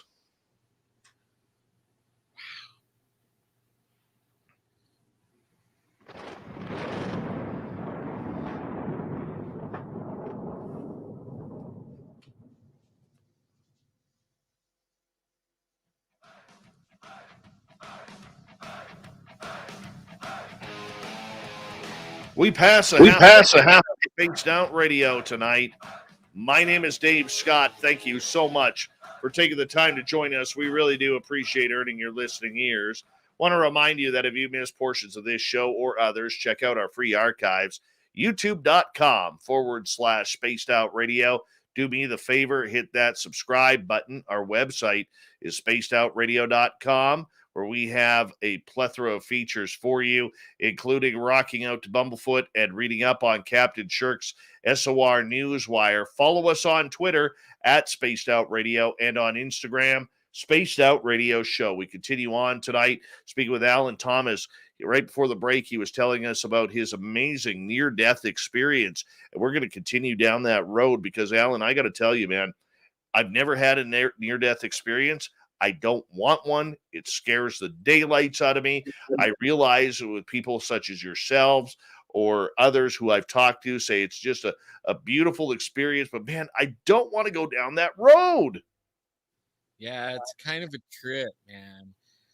You know, after that experience, I'm more I don't know what you call it, empathic. Like I could feel people and feel like if they're having a bad day or if they're being emotional, if it's anger or if they're happy, or I can kind of know stuff. Like I can know when Bigfoot's around now. I could sense it. I could sense things. And also my relationship with God, or Jesus, really Jesus, became on a whole nother level. I mean, like on a whole nother level. Now he takes me out and shows me. Sometimes I'll just be sitting there and everything will turn into a movie screen and he'll show me things like what you just talked about the book, that book. Right. I was just sitting outside talking to him, and I talked to him just like I'm talking to you. Yeah, I mean, it's like that. And all of a sudden, everything went black, and a light came on. And when it lit up in front of me, there was these people standing at podiums in a semicircle, and I was standing like in the opening of the semicircle, and I knew Jesus was right behind me on my right side, right beside me.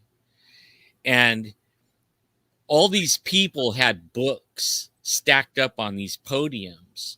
And right next to me, there was this guy in a $5,000 suit. I mean, I didn't know how much it was till later, but I mean, he was dressed, like expensive. And there was different, there was the tatted guy right here. And then there was, just different people of different walks of life. And then on this side, right next to me, was a little old lady, and she only had a little bitty book, right? The guy over here across from her that's all dressed to the nines, he had a pile of books that was taller than him, from the podium. It went above his head. And all of a sudden, God spoke. And I mean, it was loud, and he was judging everyone. And he would tell them, like, the books were everything they did in life, everything, like good and bad, right? And according to how good they were, it would give them treasures like gold and emeralds and stuff like that. I mean, like diamonds, and it would pile up. And it started with a little old lady, and he said, she didn't have much. She didn't give much, but what she did do was really great in the kingdom of God. And this lightning bolt hit her book, and the table couldn't even hold all the jewels and treasure, right? It was like rolling off the side of it. And everybody's like, whoa, even me, I was like, oh my gosh, that is trip. I never said anything. And then he went around the thing, and everybody got a different, like some people had a lot of books, but then their treasure was like just a couple of little gems. And then some people didn't get anything. There was nothing, right? I mean, there wasn't anything. So then it got around to this guy, the one, right next to me, and God was telling him, all this stuff. And all of a sudden the lightning hit his books, this big pile of books, and it turned into just a pile of ashes. And he was the only one that got ashes. And I'm standing there like, whoa, And the guy got indignant. He was the only one that argued with God. And he started saying, I've been serving you for 45 years. And this is what I get, a pile of ashes. I've been preaching, and I gave up my whole life for you, and this is all I get. And she didn't even do anything. She just had a little book, and look at her pile of stuff, like that isn't fair. This is not fair. And then he said, and I think I remember him more because of how the other people were kind of like, eh. Well, he said, yeah, you preached the word for me, and you served the church. But he said, you already got your reward. Look at your shoes. They're $500 shoes. You have a $5,000 suit. You have 2 mansions and a jet plane. You got all your rewards here. What else do you want? You don't get anything else. And then all of a sudden I was back sitting there, and it was like, whoa, and it gave me a lesson on what really is going on, like how we should be in life, and how you shouldn't be. Wow. That's pretty. That's very different, man. I mean, how do you even start with that? But let's get to a question here from Chad. Okay. How often, and if ever, do you see synchronicity, repeating numbers? What do they associate themselves with? Okay. I see 111 all the time, and I don't know what it means. Like I don't know, but I see it like a couple times a day. Like I'll wake up in the middle of the night, and when I look at the clock, it'll be 11:11, or I'll be in the car and I'll look at the clock on the car, it'll be 1:11. It's like always constant. I'll look at my phone to see what time it is. It's like 11:11, 1:11. Sometimes it'll be 2:22, like that, or 4:44, but that's not very often. It's mostly the 111s, the ones. I see so many ones, it's unreal. And I don't know what it means, really. I never really researched it. And I've got my wife doing it now, like I'll come in the room and look down at my phone and say, oh, 111, and I'll show it to her, and she's like, whoa, not again, and now she's starting to do it, get the 111s. And I have no idea what it means, though. Maybe somebody does here. I don't know. The 111 is angelic. Ones are.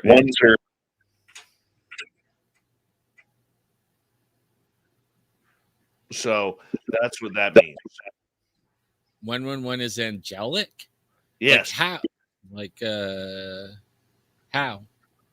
I don't know. I'm not a numerologist, man. I'm just going by what I'm seeing in the chat room and everybody's saying. Oh, really? Wait a minute. Okay. I don't know if I could see that chat, but 420. I saw that one. I know what 420 is. Well, one of my favorite things. No.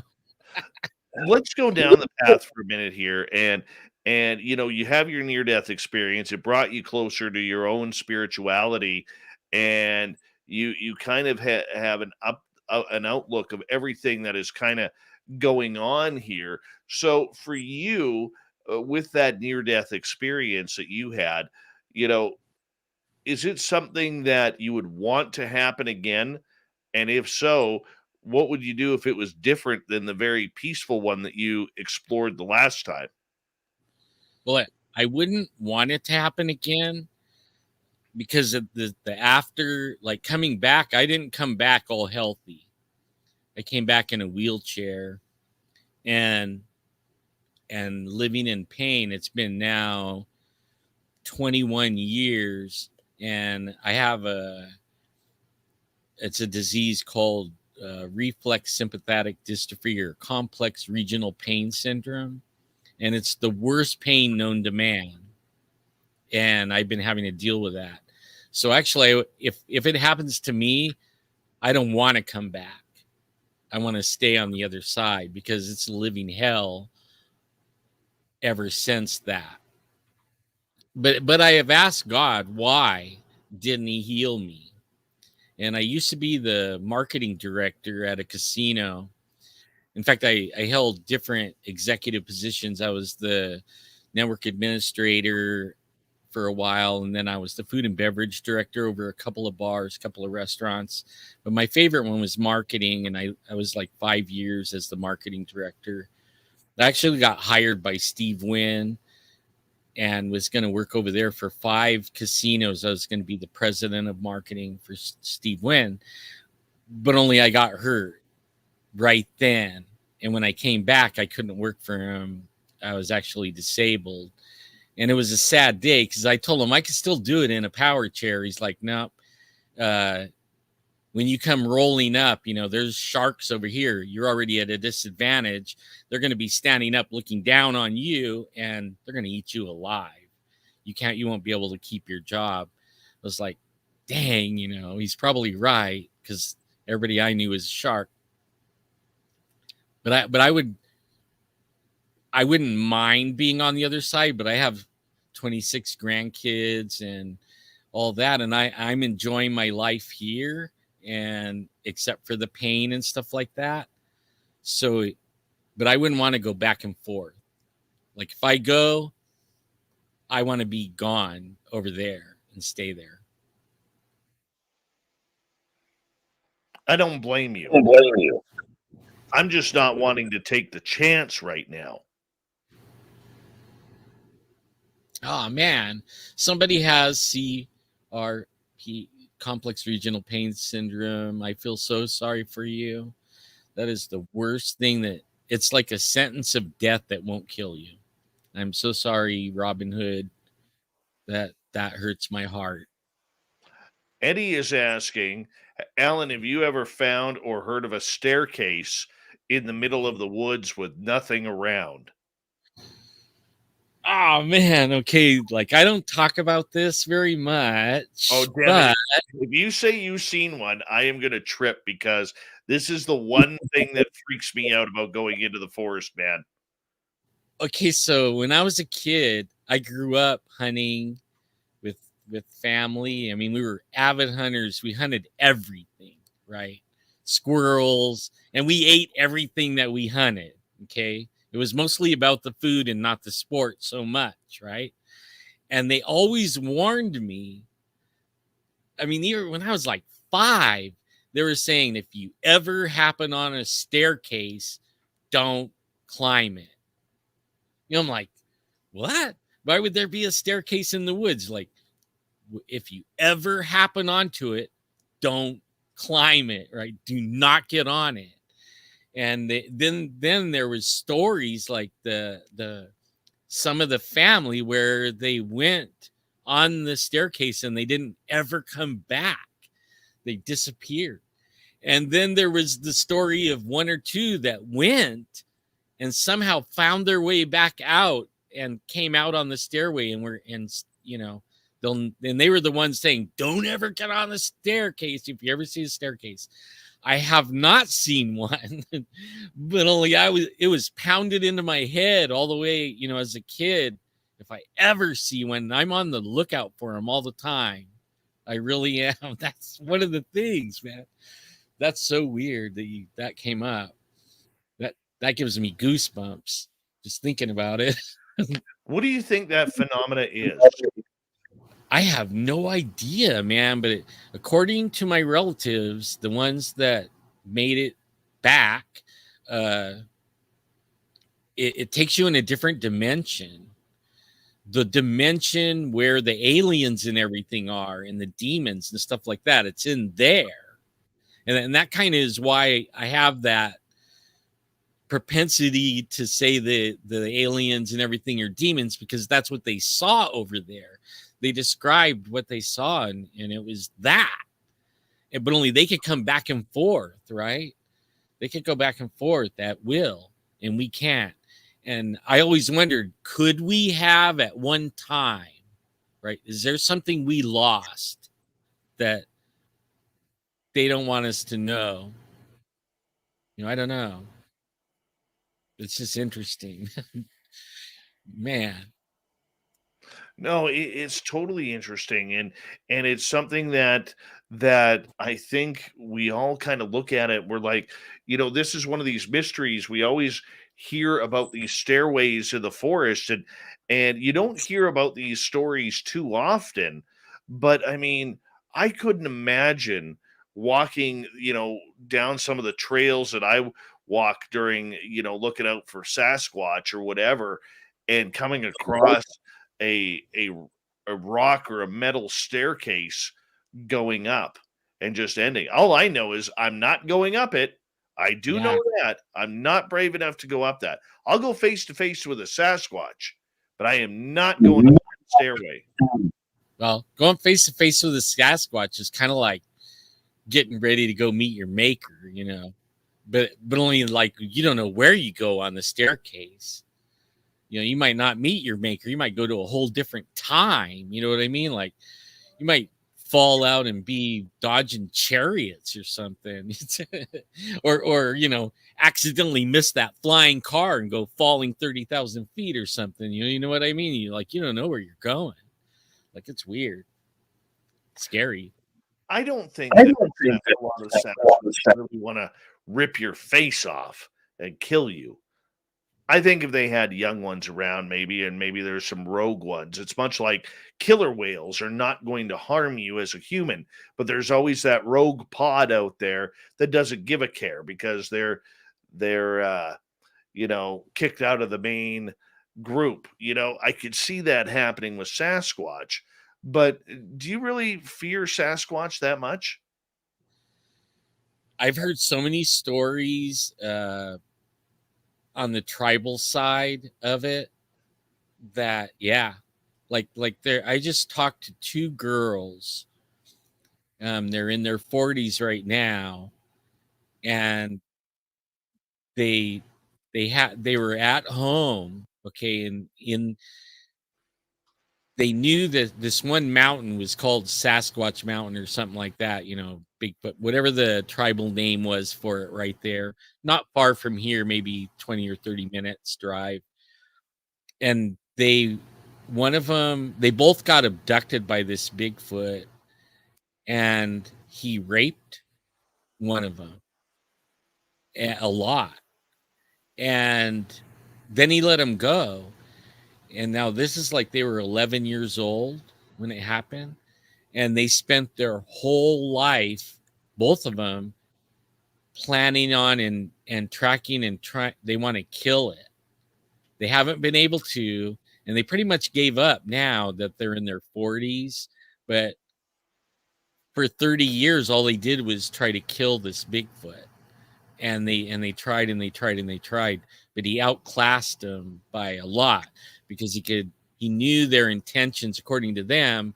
He could read their mind before they even got over there and knew they were there and would taunt them with mind speak and told him he could eat them anytime he wanted, and they could do nothing about it.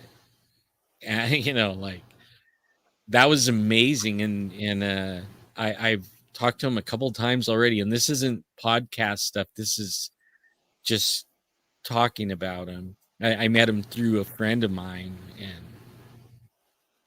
so like the Indians, like the tribe I worked for 500 years ago, they had a war with the Bigfoot, and it was because they were stealing the babies and the women, and they were eating the babies, or they would, if they didn't eat them, they would raise them up to be the spouse, the woman. It was always female. They would always eat the males. So if they took a male baby, that was food. So one day they took the wrong baby. It was the tribal chief's baby, number one son, right? Firstborn. And they tracked him down, and he was sitting up in a tree eating the kid. So they started shooting it with arrows, and it got away. And then it came back that night with like 50 other Bigfoots, and they killed everybody in the village, and only two or three people got away. and they ran to the other villages, and they got all the warriors together, and then they tracked these Bigfoot to a cave, so they knew they were in a cave system, and then that started the war, right? They couldn't get them to come out of the cave in the day, but at night they were terrorized by them at night, and they always had them on the move, keeping them moving and stuff. And then one day they figured out a way to smoke them out. They got into this one cave. They knew there wasn't a whole system of caves, so they smoked them out. And as they came out, man, there's like 200 warriors out there, and they were just killing them dead. And only 3 or 4 Bigfoot got away from that slaughter that they did on these Bigfoot. And 3 or 4 days later, the king of the Bigfoots, or the tribal chief of the Bigfoot, came, and they smoked the peace pipe and sat down, and they divided the woods. Okay, this is our area. If you don't go in there, we won't mess with you, and you stay over here, and we'll stay over there, and we'll be good, and we'll live together. And that's how it's been for like 500 years. Wow. That's a heavy story, man. Yeah, this one's written down too somewhere on the internet. And in fact, Kathy Strain, if you ever get a chance to interview her, she knows more about it than even I do. They Monsters and Mysteries in America approached me and said, "Do I want to tell the Bigfoot War story?" And they came and they interviewed us, and we talked about when we got the DNA and the spot that just burned, but they talked to us about all that, of how the DNA and some other encounters, my own personal first encounter, and then they mishmashed them all together into one story. But they had Kathy Strain on there, and I know Kathy and had known her for a long time because of the Thule resin, the painted rock that has the 8-foot tall Bigfoots painted on a rock with the whole family of Bigfoots, Right. like 1,000 years old, right? Well, when they told us, hey, it's going to be on this certain day, you can watch it. We were watching it, and there's Kathy Strain telling the Bigfoot War. All right. On that note, I'm going to get you to hold on right there. We have Alan Thomas for another 30 minutes here on Spaced Out Radio, going to hour number 3. Then Fedora John is back with the UFO report. And we got Shirky Poo's news, a jammed packed hour 3 next on Spaced Out Radio.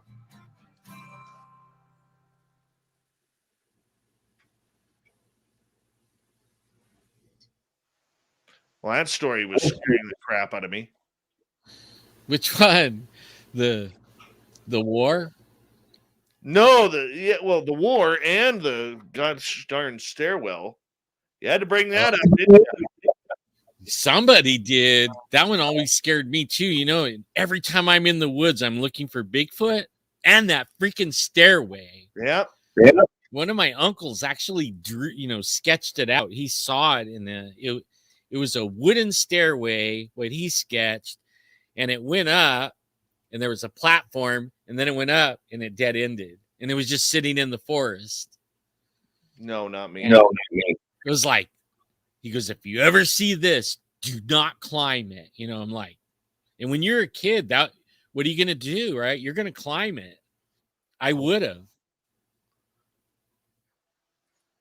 But yeah, nope. I always been looking for it though.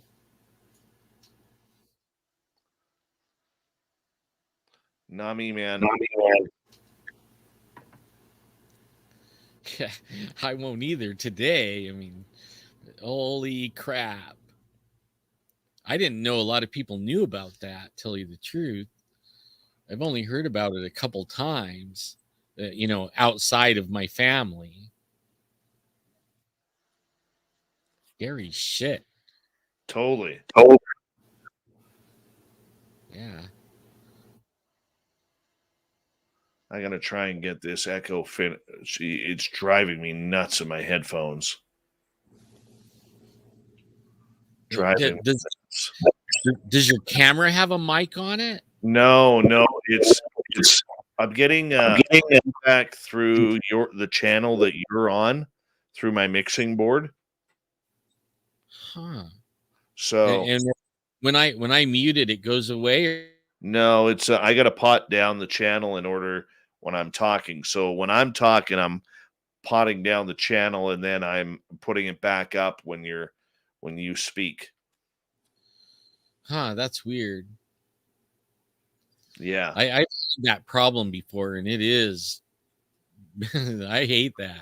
Yeah. It's the spooky thing in the wiring, and you're like, what the hell is doing that? A lot of times is when I have a guest and I'm using OBS and I'm using another thing, to take calls. Yeah. And it does that feedback, and it's called I can't remember what it is. Looping. Yeah. And there's a way to set it where you don't get it, where it won't happen.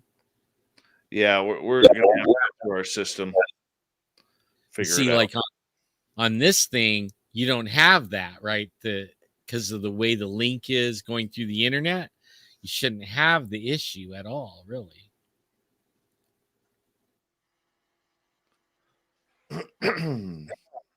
Yeah, it is distorting your voice though, too. Yeah.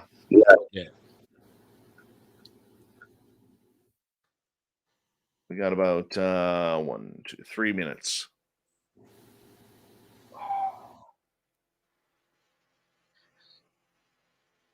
My cousin is Quanah Parker.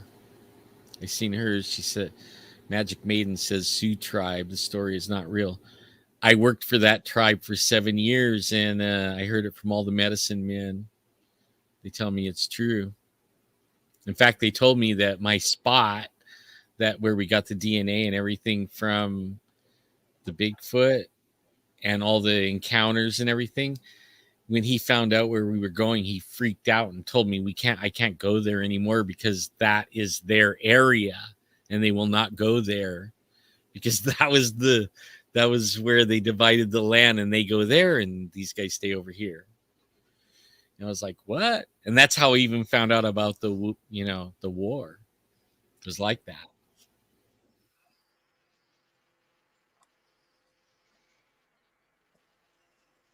I tell you, man, this is fun. I haven't told some of these or thought about some of this stuff in a long time.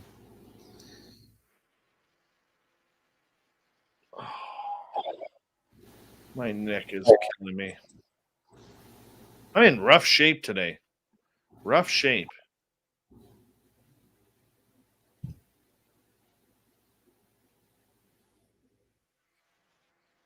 Holding the fader. See, I just realized I could read the chat. You know that? The whole time last time I didn't know at all. And then when you said chat, I was like, chat.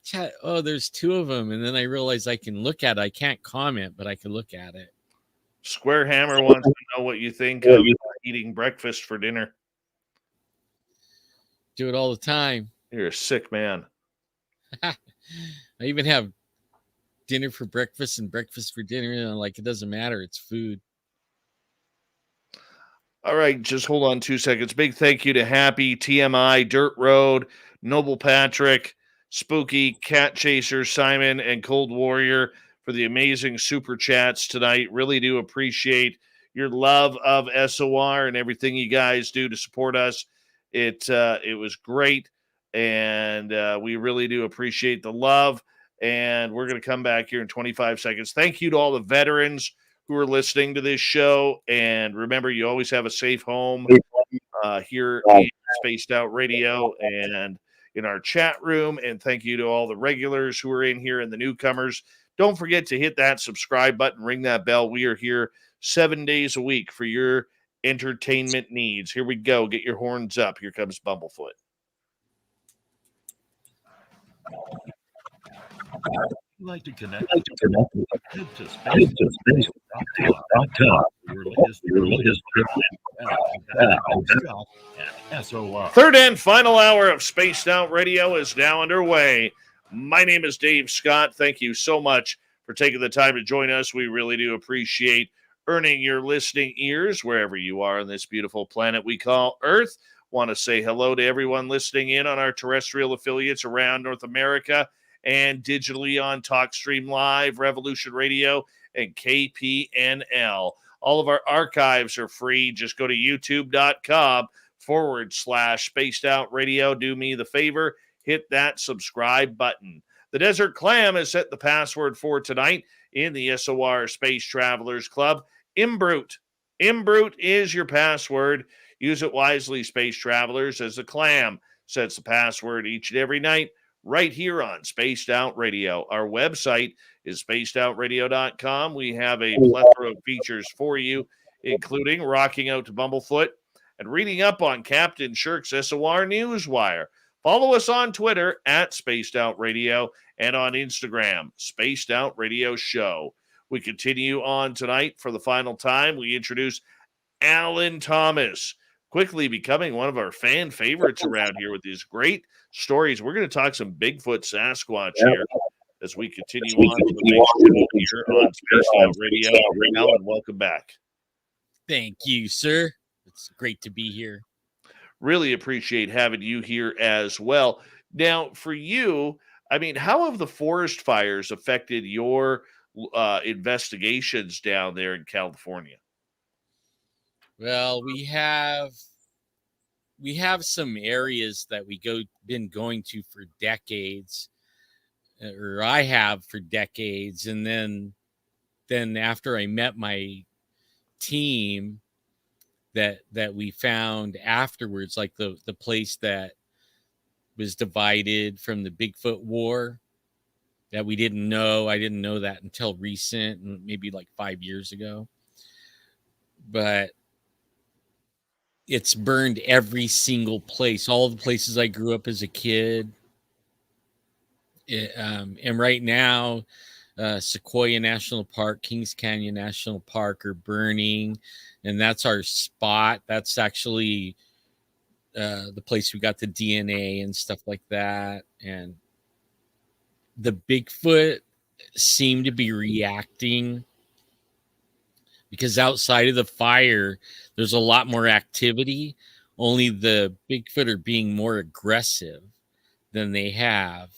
And now we're finding them down in the cities, running along the creeks and rivers and stuff like that. And they're more aggressive. They get in orchards and shake trees and scare everybody, the workers and everything. It's not good, you know. Like, I'm old, so all these forests that, you know, coming up on over 1 million acres burned in the last 2 years, I'll never see it like how I remember it, you know, ever again. I have pictures, I guess, but I'm real sad about it.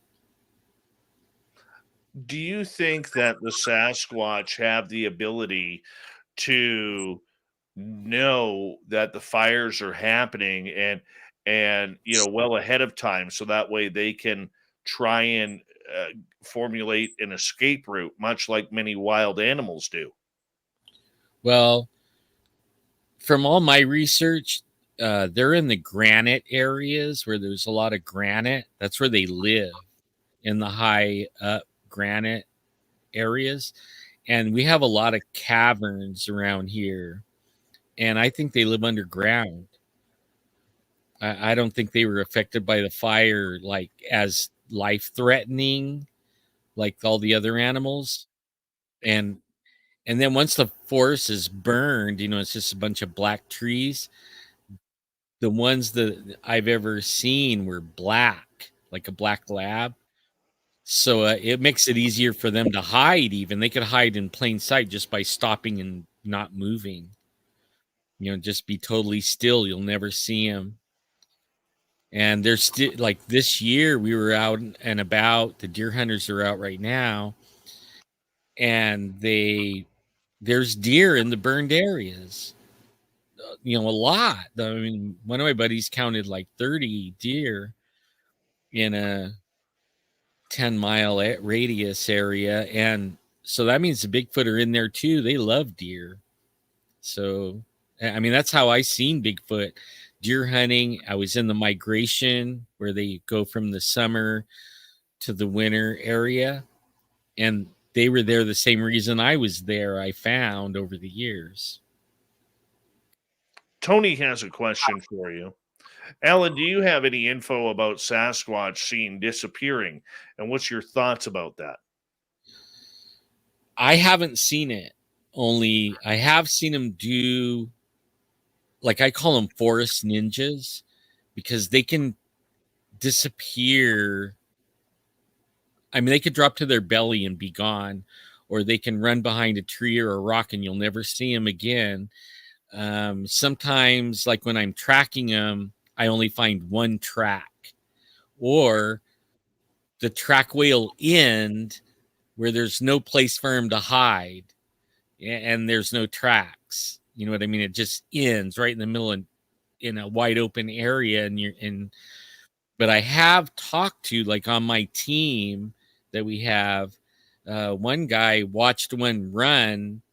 It was running about 500 yards and it was phasing in and out as it ran. And then it got down the way and it just scaled up a rock straight up and was gone. Something would take us all day to do. It did it in a couple minutes. Wow. That's impressive.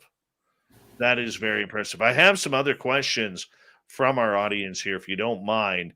Carrie Ann is asking, Alan, do the elders talk about history of Dogman with their tribes? Well, at first they haven't, but I have to tell you that they wouldn't tell me anything for a long time because they thought I was just white. And when they do a really deep background search, and I never told them I had any Indian in me. And one day we were having a meeting and it come to find out I had more quantum blood amount than anyone sitting around the table. And they were like, oh my God, the guy is white and blonde. And how did you do that? Like you're not Indian. They always called me white boy. From that time on, they wouldn't call me white boy. They called me white buffalo. But then they started opening up, like I was always asking them about what does their tribe think about Sasquatch? What does your tribe think about Sasquatch? And they would never tell me anything. The only thing that I've ever talked to them about a lot is the little people and Sasquatch, but never heard about the dog man. Continuing on, Downshift is wondering, Alan, if you could paranormal investigate one final place in the world, where would you choose? What would you be looking for? I would probably be up in your area in Canada or a little higher north to, where the Inuits are. I forgot I talked to the lady that got the trackway from that 25-foot Bigfoot. And, and there was a track, as big as a 43-inch TV. And she has pictures of it and she gave them to me and I forgot to put them on my computer. I was going to share them because you're like, no way, 25 feet. Yeah, 25 feet. And they also, when they get in the woods, the Bigfoots over there, and you could look this up online, the trees are huge and they're turned upside down and stuck back in the ground. We're talking about big trees and it's a known area over there, so it has to be way bigger than 8 feet to be able to pull that size of a tree and then turn it around and stick it back in the ground. But I would be up there looking for that. That's where I'd be. I think if I could investigate anywhere, right now in North America. I would love to go up to the Dahani Valley with the headless valley there, where they believe Sasquatch or some sort of monster was ripped off the heads of some explorers back in the 1930s. I'd like Oh to man, try that out, man. let's go. That You know, sounds fun. here's the thing. As much as death freaks me out, I think that would be a good death, man. That would be a good painful, but it wouldn't last long. No, it would be over like, yeah. You know, You'd be like your head's laying on the ground looking at the Bigfoot, and then all of a sudden, no. yeah. I mean, it's going to happen. So if it's going to happen, you might as well. Not many people have bragging rights to say they've been killed by a Sasquatch. You know what I'm saying? At least we don't know very many that we know of, right? They don't come back and tell their story. Yeah. So I just figured that would be a good way to go. Not to sound morbid or anything like that, but I'm okay with that.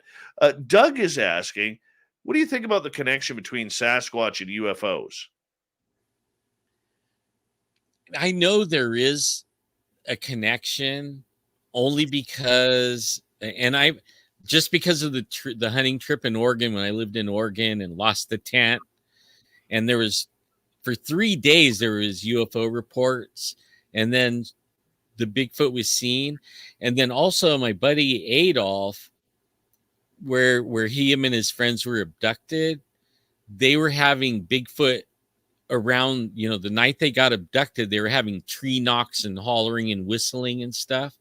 So he thought there was a connection, and then they saw the UFO come flying around, and he flashed his flashlight at it like an idiot, and I told him, you're an idiot, dude. Everybody knows you don't flash your flashlight at an alien because you're going to wind up getting abducted. At least all the stories when I talk to people, the ones that got abducted, a lot of them, they flashed it with the light, So, but they were having Bigfoot encounters or, experience right there. And a lot of other people I know that go in the hills, like the natives, they talk about it too, where there's like especially the Thule tribe, the one with the painted rock, they have like emerald colored orbs, big like UFO balls or whatever you call it. Some of them are orange, but most of the time they're like a blue green, and they see them all the time.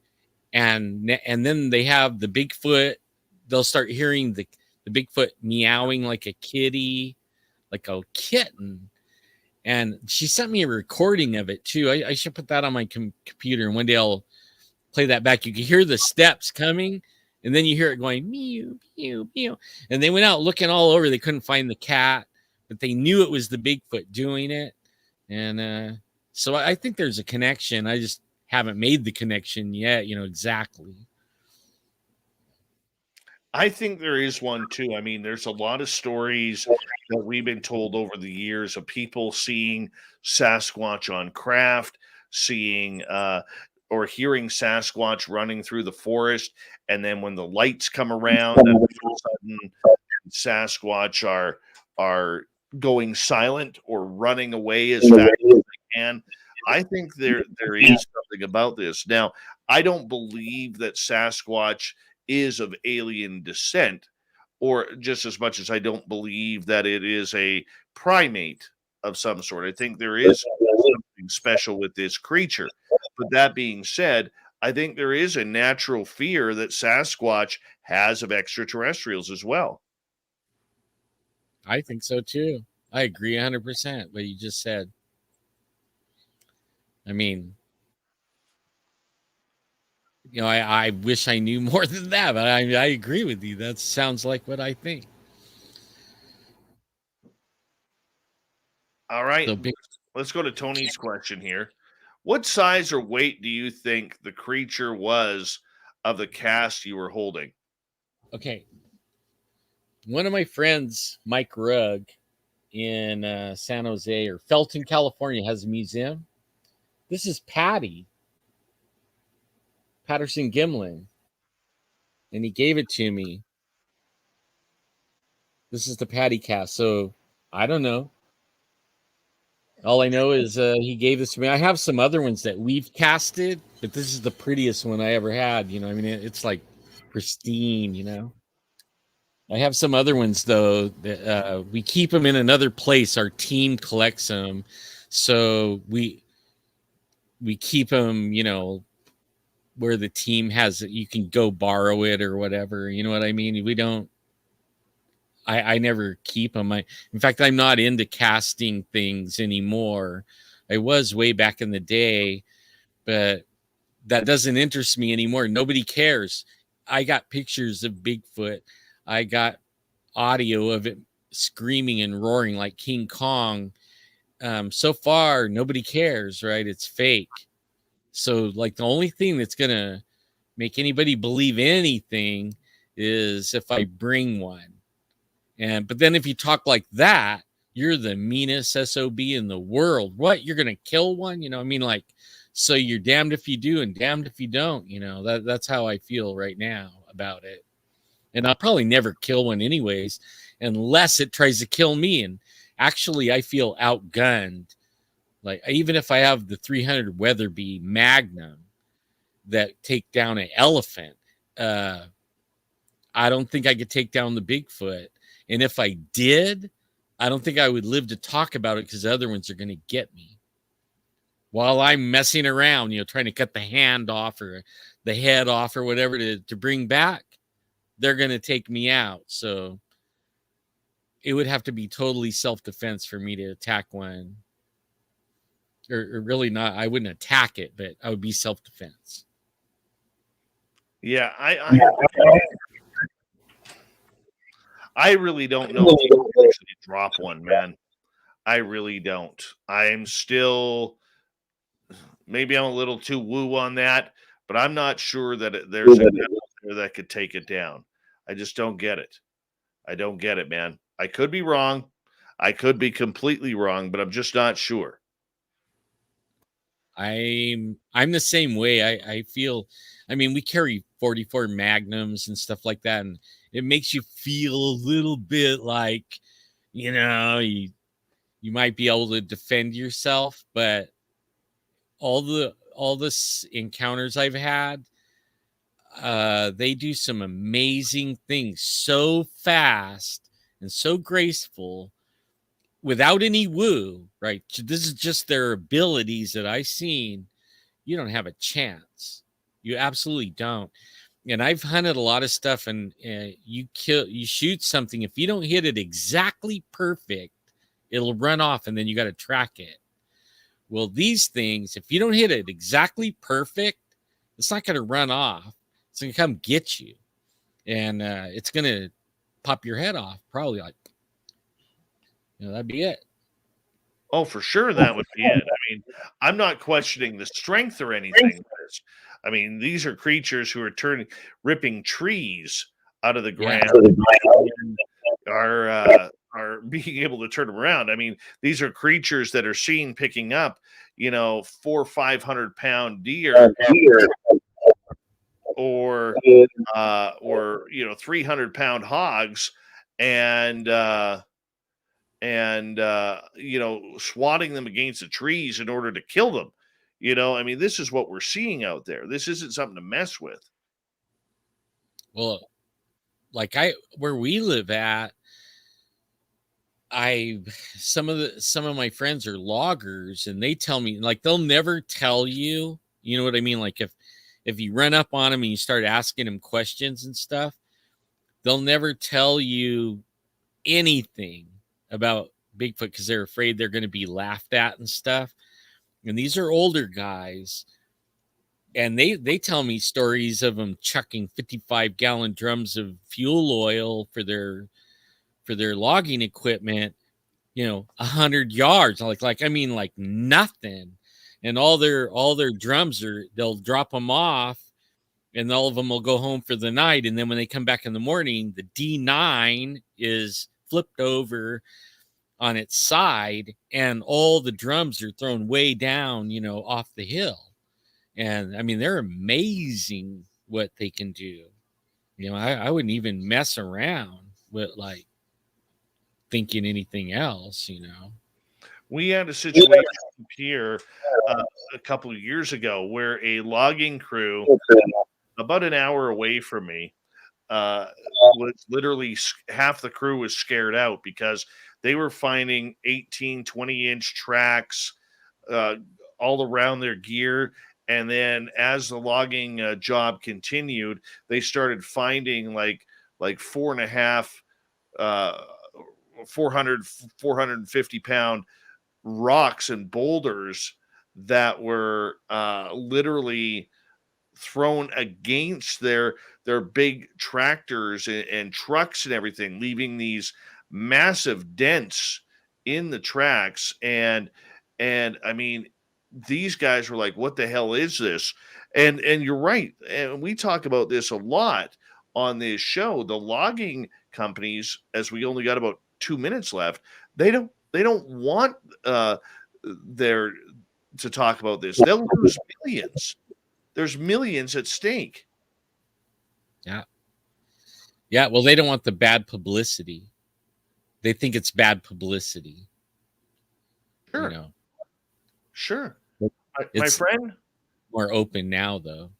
we got 90 seconds. And I apologize for a little bit of the audio issues that we were having tonight on the show. I didn't expect like that. Try and get that cleared up, but I want to say thank you for quickly turning into a fan favorite here on Spaced Out Radio, bud. We really do appreciate that. We appreciate you and everything that you do. Take a minute here to tell everybody where they can find you and your information. Well, you can find me on YouTube, and it's the dirty word, okay, Squatch Zone. And I actually was talking with Bobo, and he helped me come up with that name. And that's basically where I'm at, just Squatch Zone. And I have another one called The Radio Detective, where an old guy passed away, and I'm taking all his cassette tapes and putting them on the computer digital and putting his radio show back on. But that's the two places. And if you can find me on Facebook, I'm there. When it's not down. Well, you know, I want to say a big thank you from all of us here, Alan, on the big show tonight. We really do appreciate you, my friend. Your stories are incredible. Your knowledge is fantastic. And I cannot wait to do this again. So thank you so much for doing that. And we really appreciate it. Coming up next, we have the fedora wearing John Hudson. We're going to talk a little bit of Facebook, maybe some UFOs. We have Shirky Poo's Newswire as well. We'll be back with more Spaced Out Radio when we return for the final half hour of the show. Take care.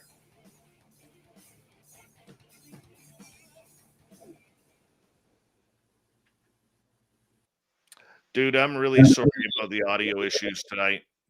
No problem, man. I've experienced it. No problem at all. I feel for you because I hate it too. Drive a guy nuts. Oh, tell me about it. Tell me about it. And you know, the audience doesn't, you know, like they're all like, yeah, it's okay, man. We can get through this. It's not a big deal. But they have no clue how much it drives you nuts, man. You know, because every show has to be somewhat perfect. Yes.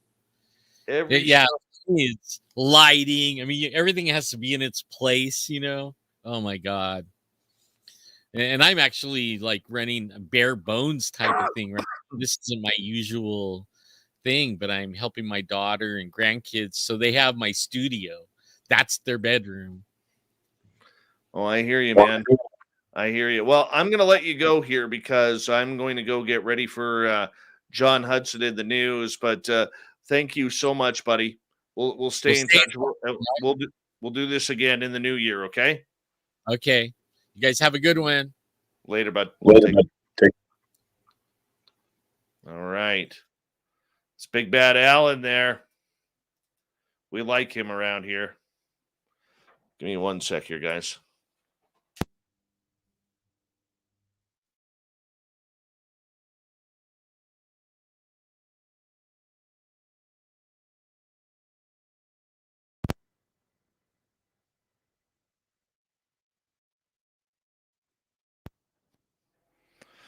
I rebooted my sound system to see if that would improve anything.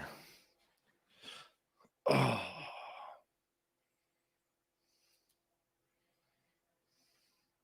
Hopefully it does. Maybe it doesn't. At this point, my hands are in the air.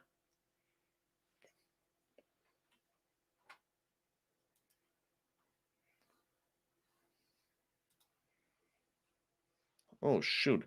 John, I thought I sent you the link.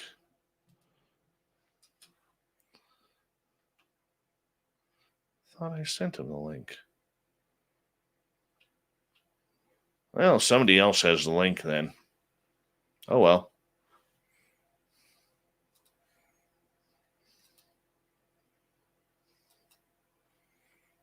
I haven't called in. William F. Metz, what's going on, man?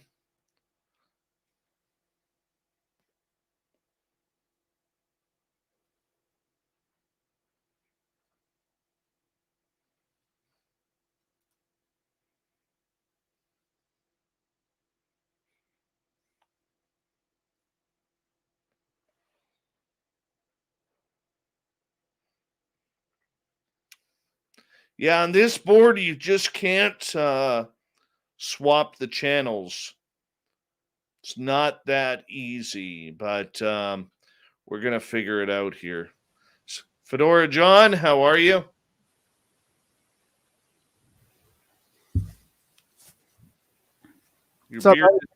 Your beard is looking... You know, maybe your board situation made me think of, Dave, is I was working for this company once, and we had this really high-end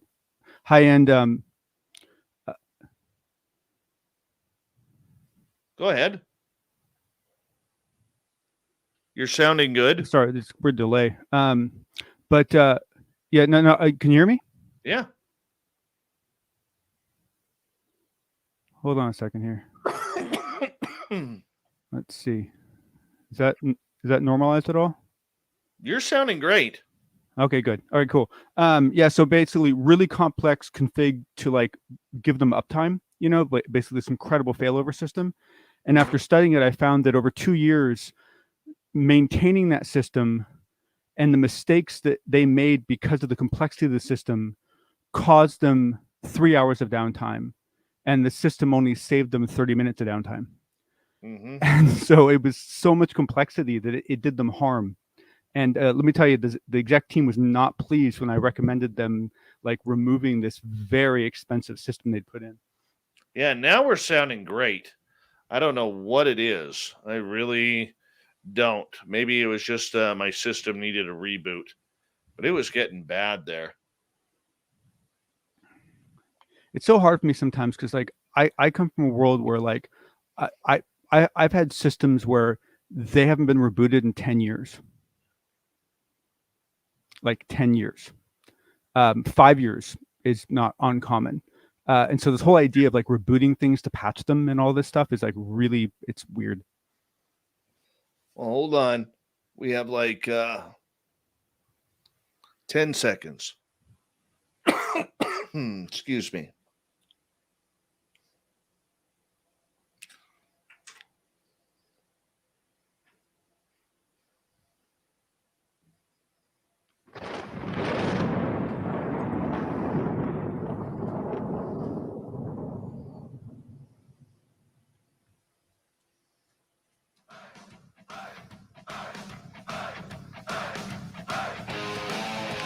We've rounded third. We're heading for home tonight on Spaced Out Radio. My name is Dave Scott. Thank you so much for taking the time to join us. Really do appreciate earning your listening ears. Want to remind you that if you've missed portions of this show or others, check out our free archives by going to youtube.com/Spaced Out Radio. Do me the favor, hit that subscribe button. Our website, spacedoutradio.com. We have a plethora of features for you. Check out our swag. Rock out to Bumblefoot and read up on Captain Shirk's SOR Newswire. Follow us on Twitter at Spaced Out Radio and on Instagram, Spaced Out Radio Show. It's time once again for the Unbiased UFO Report.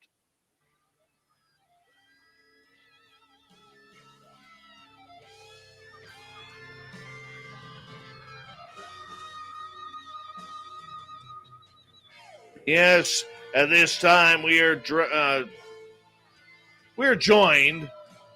Oh, it's been one of those shows, man. We are joined by the fedora-wearing John Hudson, who's in the background laughing at me tonight. John, thank you. I need a little bit of humor right now in order to try and make this night just end. Just end.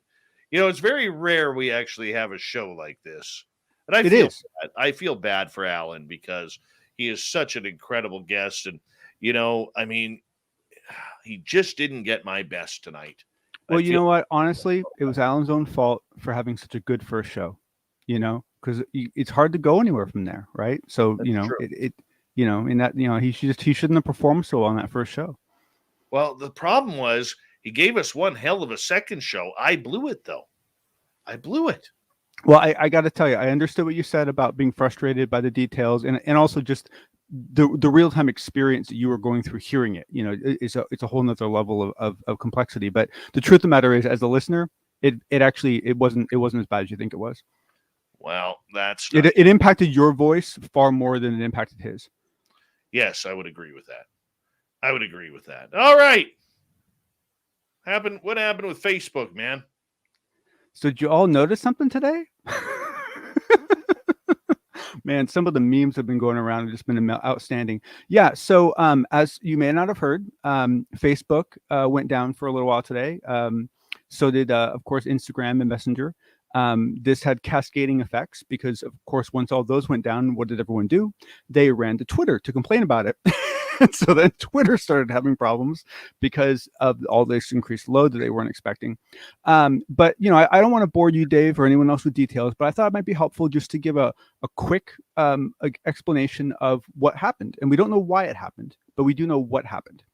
And that is that the internet runs on a protocol called BGP, okay, Border Gateway Protocol. It's a beautiful protocol.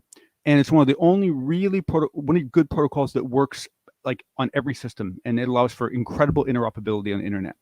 The problem is that it's a little bit hand driven in that essentially each network has to advertise what it knows. So Facebook advertises, this is how you get to my DNS servers. These are the networks we run. This is how you get to the networks we run. These are the other networks we know how to get to that you might want to get through to from us. And they have to advertise this. And there's these advertisements that go out. Well, today at basically Facebook stopped telling anyone who they were. And so it initially looked like a DNS problem because their DNS wasn't responding. It wasn't that. It was that they stopped telling anyone they even had DNS. They stopped telling anyone anything. Like they just went quiet. And it looks like it was most likely just a configuration error. Just someone just messed up a configuration file. We don't know that for sure. And honestly, we may never get the full story out of Facebook because a lot of times companies have trouble being really honest about what went wrong, which is sad because humans make mistakes. Life goes on. But essentially what happened was that Facebook stopped advertising how to get to them and how to talk to them. And so the whole world went poof, and Facebook just vanished. And so it just gives you all a little bit of an idea of how, in some ways, fragile the internet actually is, because it's very opt-in from a networking point of view. You know what? You're probably 99.9% right on this, but I'm going to tell you, man, the conspiracy theorist in me, if I put on my tinfoil hat, it says that I wonder if it had anything to do with that whistleblower going on 60 Minutes the night before.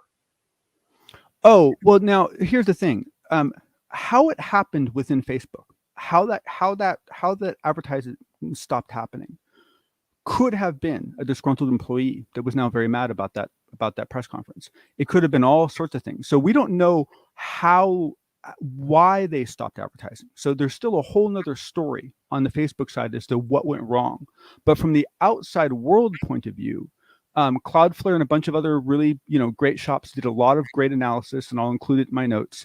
And we know exactly what happened, what time, what stopped being advertised, at a packet level. We know exactly what happened, but what happened on the inside. And sometimes this is conspiracy driven. There is something called BGP hijacking, where a nefarious character can advertise someone else's routes. And there have been cases where like large portions of the internet have been sucked down in 3 hours by another country because they accidentally advertise the wrong routes. And in some cases, it's not accidental. So sometimes there is nefarious things going on. Now, apparently, there's a report going around that on the dark web, because of this crash, 1.5 billion people, which might include you and me as well, have had their information stolen because of this. Are you buying that, or is it just another ruse from the dark web? No, I mean, that doesn't actually really make any sense because basically, like, I mean, you couldn't get to Facebook, so I'm not sure how you'd be grabbing any data from them. You know, I mean, basically, if someone starts offering like prices for that data, then things get a little more real, right? But the truth of the matter is it just like with your credit, right? The way you manage your credit is not to track every credit card; it's to check your credit report. And if you see something suspicious, you act on it. It's the same thing with your data. You cannot control what's going to happen to your data. In the US, if any place goes bankrupt, they will auction off all your data, and they have to. The judge will make them. So there is absolutely no protection of your data. There's no reason to worry about it. Just worry about what people do with it. All right. Einstein's assistant apparently recorded an interview right before her death about the Roswell wreckage. This is interesting, my friend. This story it doesn't have a lot of information yet. Right now, you can read about it on Mystery Wire. It's potentially huge. So the whole idea is that Einstein had an assistant, and this assistant was interviewed some time ago, and I believe in '93, and she then passed away, I believe in 2012, I think it was. But the person that recorded that interview kept it, and essentially someone got their hands on it through tracking down this woman. And in this this testimony this woman gave, she claims that in 1947 Einstein was invited to an emergency meeting in New Mexico, and she had to go with him because she was his assistant. And they landed at a base, and they were ushered into a hangar, and there was a disc-shaped craft there that looked damaged, and there were 5 beings. There was one of them that was still alive, that was gasping for air and trying to communicate, but couldn't. And she described the beings, she described the ship, and she said that after Einstein was kind of showed around the hangar and shown everything, he was asked to leave. She was told to keep her mouth shut. Einstein then had to go back and write a report. That report went somewhere. No one knows. Unfortunately, no one has been able to confirm this by outside sources because no one can track down his itinerary. No one can track down the flight records. No one can confirm what Einstein was doing that day because this has been looked into. And I don't know if the interview tape is going to come out yet. We need to look into that because it's just breaking on Mystery Wire. But if there's any legs to this, this is not only a big deal, this is a super fun story. Oh, yeah. And this is the kind of juice we love. Yeah. I mean, the kind of juice we love and need. Yeah. And the thing is that there's little snippets in the story that give it some weight. Like, for example, the assistant said that, when they got into the hangar and they saw everything, that she was terrified. She was just literally terrified. And when she looked over at Einstein, he wasn't. He was not at all, but he was intensely curious. And what he basically said was that he became intensely wondrous about what the propulsion system was and what he could learn about the nature's view of physics that he didn't understand. So when he immediately saw it, he went to, how can this help me? Right? How can this help me solve the problems that I'm working on? And that's pretty Einstein. So there's a couple other data points. I highly recommend everyone go to Mystery Wire and check it out. I'll provide links, but this is a fun story. And the fact that they have the actual audio of the interview, which I have not heard yet, I don't even know if it's available yet, but the fact that audio recording exists means that things like voice analysis might be able to be done, other analysis might be able to be done. This story has some legs to go on it, and it's a really exciting, fun one. It's a cool story. And it will cause this domino effect because, there's, if you look at the guys back then, Einstein, Feynman, there's all these guys that were doing all this crazy stuff. And, every once in a while they would make little comments and they would just be kind of like, well, wait, did that mean anything? Or is that just Feynman, right? And do you start getting any concrete data that they had any involvement in any of these programs? Now you can, from that data point, start branching out and saying, okay, well, does that add any inference to this? Does that mean that this had any more weight? This is a big story. And I think a lot of people don't realize how much work Einstein did for the United States military and government. I mean, when we look at Einstein, we always think of E equals MC squared. We're not looking into his role into, being right on scene during nuclear weapons testing or rocket testing or anything along those lines. We see him as the great genius who was solving all of these mathematical and physics type of theories and establishing them. But I mean, this was a man who was highly involved in a lot of dark projects. And I don't see, yes, it's another deathbed confession. Yes, there's going to be the people who roll their eyes at this, but I just do not see Einstein's personal assistant lying about something like this before she died. She obviously wanted to get it off her chest. Absolutely. And let's face it, I mean, there were so many other stories that she had to tell about Einstein that would have honestly made her a lot more money than this one, right? There were so many personal stories that she had at her disposal, so much knowledge she had. This was not something that was going to help her in any way, right? So it's great. I think there's some good possibility on this one. All right, let's move on. Lou Elizondo talking again. Who is he on with and what were they talking about? Okay, so for those of you in the kind of Gen X sort of, age group, you remember MTV, right? You remember VJs, right? Do you remember Kennedy, right? She did that show Alternative Nation. She was this very hard-nosed, very libertarian, very in-your-face, brilliant woman that, like, I don't know, for me as a kid, like, had a big impact on my perception of how news should be investigated and taught and so forth. And it turns out she's still alive and she works at Fox Business News. And so she interviewed Elizondo, and in the very Kennedy way, she was hard on him. It's a short interview. I'll post it. But basically, he talks and talks and talks, and she's like, yeah, but can you stop tap dancing and like tell me something? Like, and he's like, well, blah, blah. And she's like, yeah, that's not very interesting, And he's just like, he had to keep like, and so finally at the very end, he basically, coughed up and said, well, one thing that's not been reported is that there was there was 1 month with 37 incidents in 1 month, and in that month there was up to 7 incidents in 1 day. And even that, she was like, she was like, whatever. And so then he's like, well, there is also some evidence that there was some medical impact to some of these people, and that needs to be investigated. And she's like, there you go. That was great. Why didn't you start with that? Now we have to end the interview. And it just cuts. It's beautiful. I mean, it is just... it's only like I forget how long it is. It's like 2 minutes or something. It is a fantastic interview. She basically says to Lou what so many of us have wanted to say to Lou. And she still wasn't rude or anything about it. She was just, she was just dedicated, and it was cool. It was many props to Kennedy. She was in her, it was awesome. I highly recommend it. You know what I've been noticing lately is there has been a lot of grief in the UFO community about, shipping away from Kennedy and moving over to Tucker Carlson for a second.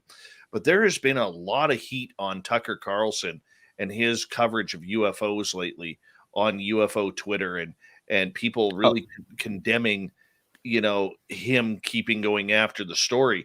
It's created quite a debate recently. Have you been following this? A little bit. I often get turned off pretty quickly, because people start letting their own opinions about Tucker come into it, and you have to suspend that to a degree. I mean, because I'm one of those people. Like, I am not a Tucker fan. Like, I have heard things come out of that man's mouth that too. just freaked me, like, really disturbed You me. want to give him a good shaking. Yeah. I mean, just really, just caveman stuff coming out of this guy, right?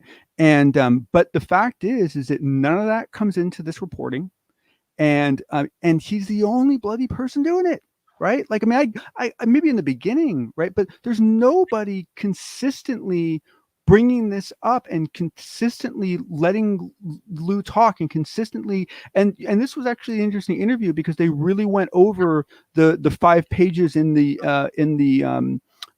military spending bill, and what each section means and why it's a big deal. And so that's why that Tucker Carlson interview is really good. But what I can't get out of any of that debate on Twitter is whether anyone's really specifically critiquing the way he's interviewing Lou, like Elizondo. Is he like, are they saying he's softballing it? Like, I don't get any of that. All I get is people fighting over whether Tucker should be given any time at all because of who he is. Stick around. Let's talk about that in the after show. If you don't mind, we're going to get to the news right now.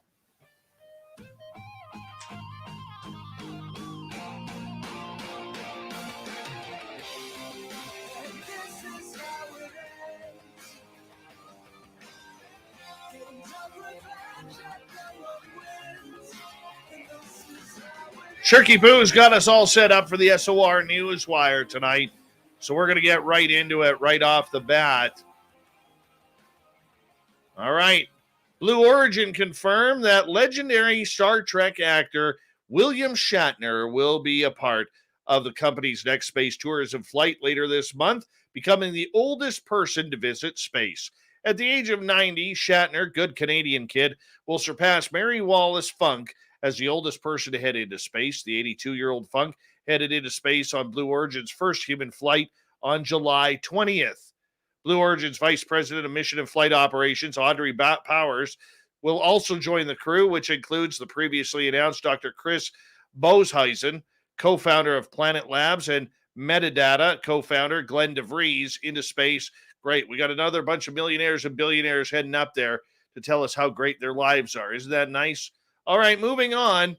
A 6-year-old, good for this kid, by the way, was walking with his family in a Michigan nature preserve and made a rare discovery. What did he find?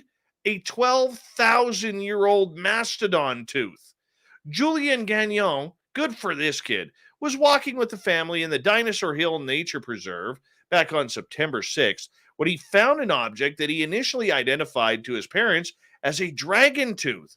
I just felt something on my foot. I grabbed it up, and it kind of looked like a tooth, the youngster said. Gagnon's parents allowed him to bring his discovery home, where the family took a closer look and realized that it might indeed be a real fossil.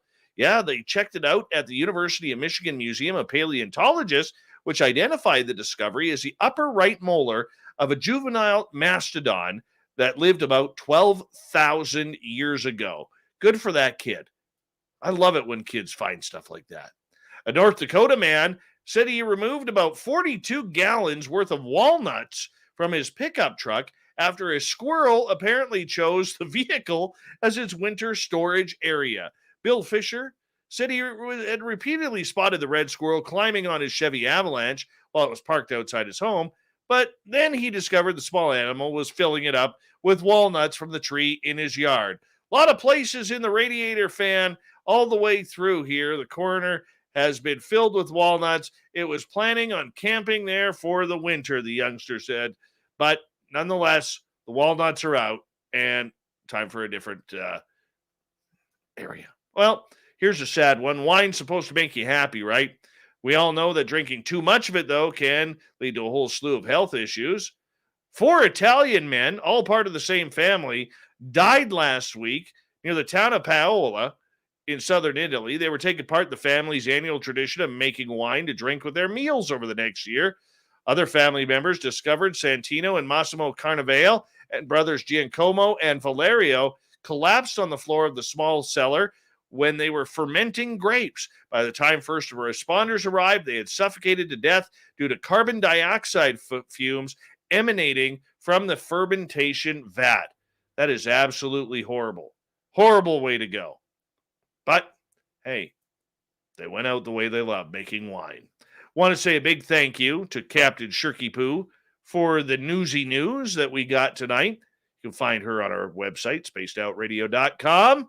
Thank you to the fedora-wearing John Hudson for the unbiased UFO report. And to Alan Thomas for coming on in, talking about some really cool, freaky stories from UFOs, near-death experiences, and everything in between. Big shout-out to the Rattler and Super Len for allowing us to be a part of their nights as well. We got Mr. Ron Bumblefoot Thal rocking in the background with Little Brother is Watching. Bumblefoot is the official music of Spaced Out Radio, rocking us in and out of every single show. Get your horns up for the guitar god himself. Special thanks to everybody listening in at home, at work, in your cars, wherever you may be. Thank you to everyone in our chat rooms tonight, YouTube, Twitch, LGAB, Facebook, Spreaker, Revolution Radio, and on Twitter at hashtag Spaced Out Radio. Remember, this show is copyright by Spaced Out Radio and SOR Media Ventures Limited. Thank you so much for choosing to share your evening with us, because together, my friends, we own the night. Mr. Bumblefoot, we need a favor. We need you to take us home.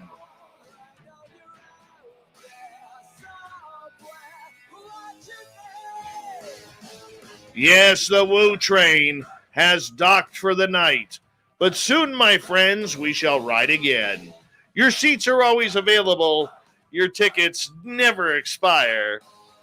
And if you want to bring a friend, we've got room for them too. Good night.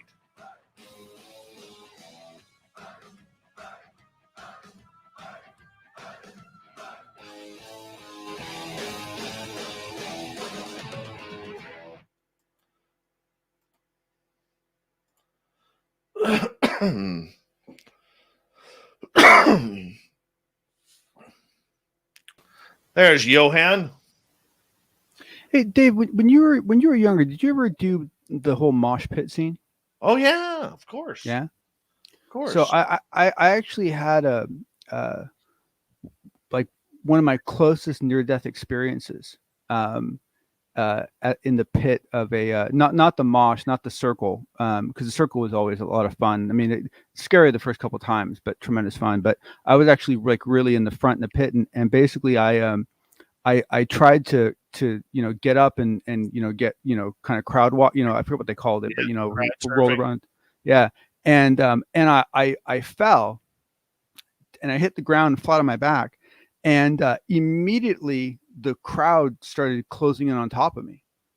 And I was like 15 or something, and I wasn't small, but it's still, you're pinned, right? And so like there's nothing you can do. And so I'm just watching this closing in, and I'm thinking to myself, well, it's been a nice 15 years, I guess I guess this is it, and basically this arm just like reached down, like covering the light, just reached down from somebody. I have no idea whose arm it was. Some arm came down. I just reached up and grabbed it, and this guy just yanked me right. I just went to the big dude because he just yanked me right up, and I just enjoyed the rest of the concert. But that was actually that was actually pretty. I actually, for a couple seconds there, I thought that might be how I go out. It was pretty intense. Here is my most insane true story about being in a mosh pit. So this radio station in Vancouver, CFOX, was celebrating their 25th anniversary. So they put on this giant concert. It was a metal band called Svengali, and then April Wine was there. Ugly Kid Joe. Who else was there? Tom Cochran, Canadian guy with Red Rider, and Def Leppard closed the show. Interesting. So here I am. I'm moshing my way in. There's 30,000 people in this farmyard. Okay. And I'm moshing my way in because I want to get close to the front for Def Leppard. And I lose my buddy. He ends up like 10, 12 feet. And all of a sudden, as I'm standing there, rocking out, can't find my buddy that I'm with, I feel these fingernails go right into my shoulders. Like this girl just takes her fingernails. And if you've ever been in an outdoor mosh pit, people are jammed together. It's not like they're giving you, your foot a separation or half. No, you can often lift your legs up, and Yeah. and the how tight the crowd is holds you up. Like yeah. So, anyways, this girl digs her fingernails into my shoulders, and I'm like, "What? The fuck? This hurts." Yeah. All this, and she's like pressed right up against me, right? While she's digging in, and I'm like, "Lady, like, get your fingernails out." All of a sudden, her boyfriend is nailing her from behind while she is holding onto my shoulders. I was kind of wondering if that was the kind of nail grab that you were referring to. But That's you didn't know this girl, so like, how was this happening to you? Yeah. So I'm hearing him. Wow. He goes, "I'm just dropping your shorts," and he starts giving it to her while clinched onto me. So I quickly just take my thumbs and I pop her fingers off my shoulder because old Dave doesn't want a part of this. And I kind of mosh my way to the left, and I run into this dude who's like 6'3", okay, 6'4", big dude, and he is pasted with cocaine all over his nose.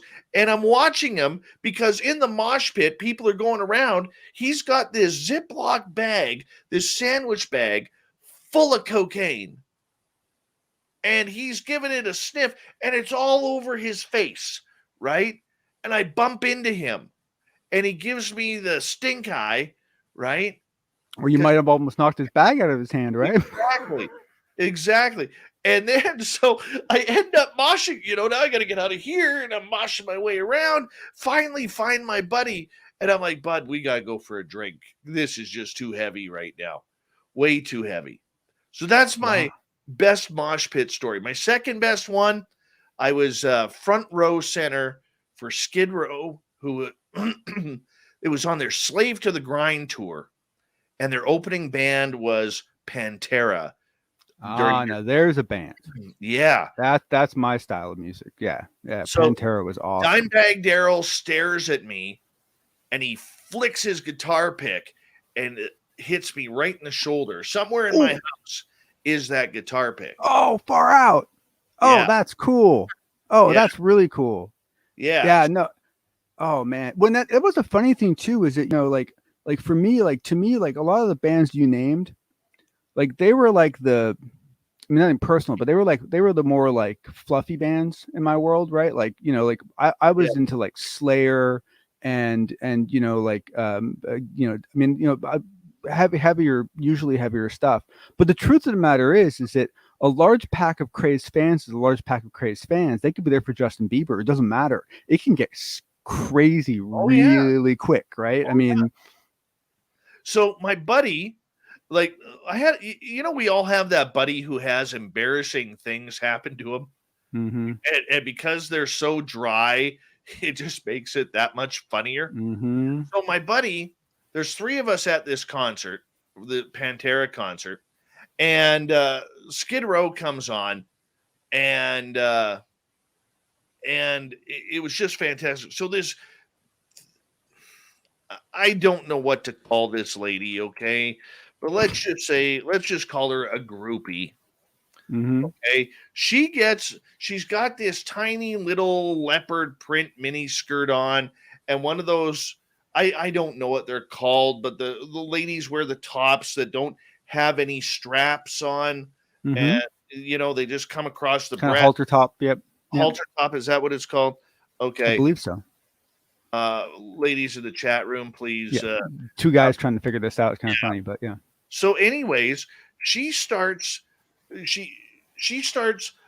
shoulder walking on everybody's shoulders, okay, trying to get to Sebastian Bach, right?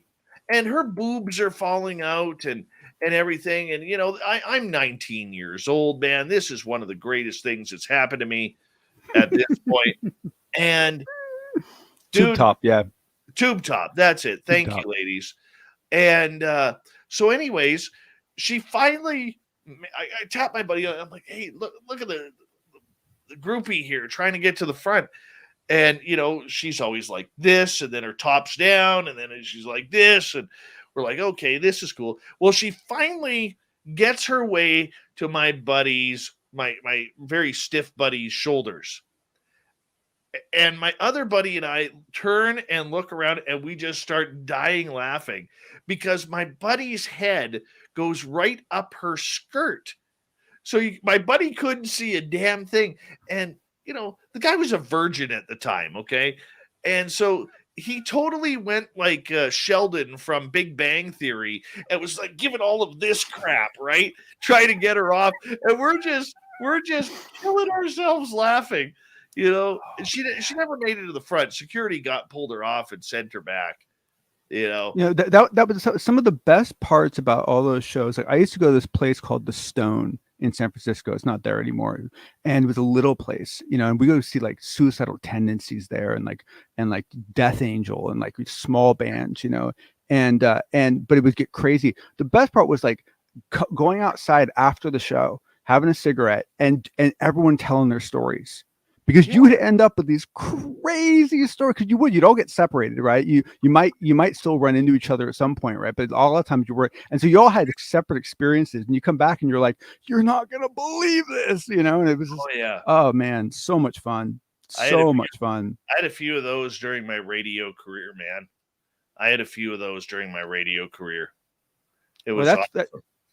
But that's the other thing is I never went back and tried to like. For me, like that whole experience, that was from like the age of like 13 until I was like 15 or 16. Like it was basically by the time I was 16, 17, 18, you know, then I was taking girls with me to concerts and it wasn't that experience anymore, you know? And so it was really just, you know, that very young age where like, you're just fearless, you know? And some of those, like some of those circles, I mean, there'd be like some, you know, shaved guy, you know, walking the opposite direction with his arms out like this, just clotheslining kids, you know? I mean, it was crazy. I'm still amazed that more people didn't die, you know? I mean, it was like a hockey game, though. In the end, when somebody fell down, there was there was respect where everybody gave them room to get up.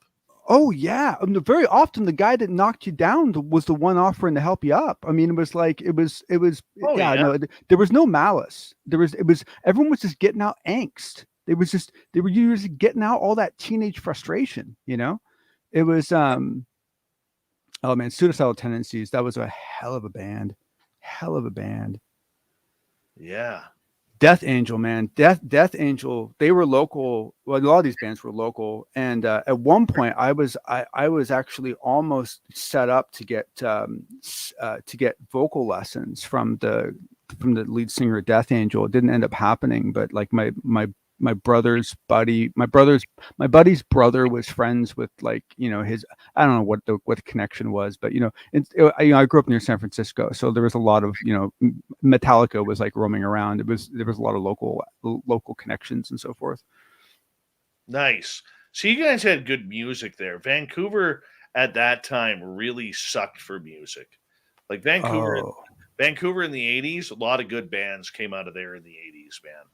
Yeah. Oh, yeah. No, the thing was that we were lucky was that, you know, there were certain time periods where local bands actually came up out of the Bay Area, or they came out of the SoCal and they'd come up here, or they'd come from here and they do better in SoCal. But the thing was that even during seasons where like you didn't have as many local bands going up, we had so many good venues to play at that it attracted a lot of people, right? I mean, whether you're going to play the Fillmore, whether you're going to play the Stone, Shoreline Amphitheater, Oakland Coliseum. I mean, just the list goes on and on and on of all these great places where you can play.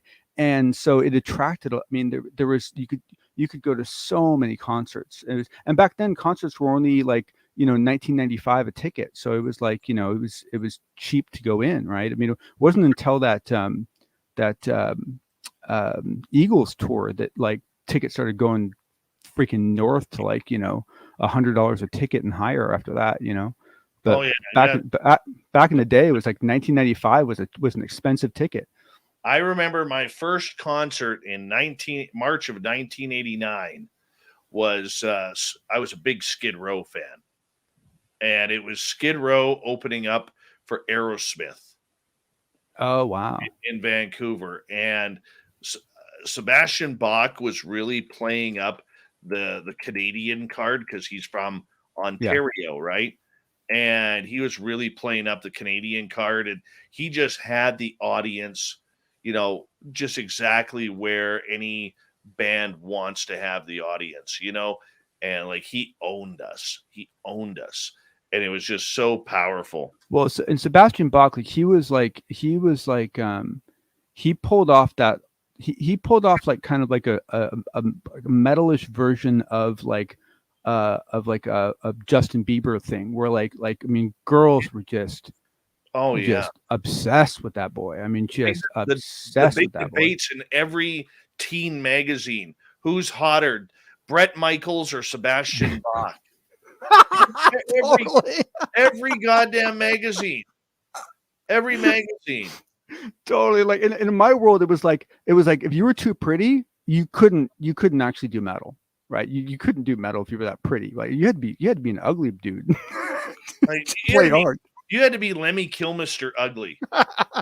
Totally. Oh man, totally. It just, you know, I wish, you know, some of those experiences, and the thing is that we, you know, I mean, I got really lucky because the Shoreline Amphitheater became a huge place for Grateful Dead concerts, and they would come every year and play for like a week. And the parking lot had this patch of grass where all these VW bugs would line up, and they'd sell their food and their wares and so forth. And so you'd end up with like this free open market in the parking lot. And it got to the point where like hanging out in the parking lot was more fun than going into the concert, because you could still hear the music, but you had all the vendors to choose from and all the great hippie food to eat, right? And it was just, oh man, like it was so much fun. I mean, and we were just so lucky to live so close to it, you know, just total luck. It was amazing. Oh, for sure. Anyways, I want to talk about this Tucker Carlson thing, because, and I probably should save this for my rant on Thursday, my Dave 101, but we'll queue up for it. Well, no, I'm probably going to go with something else. I've got a couple of topics. I don't know yet. I don't know what I'm doing yet. Hold on. What number am I on here? Probably better that way. What number am I on? Hold on. We're having a boo-boo here.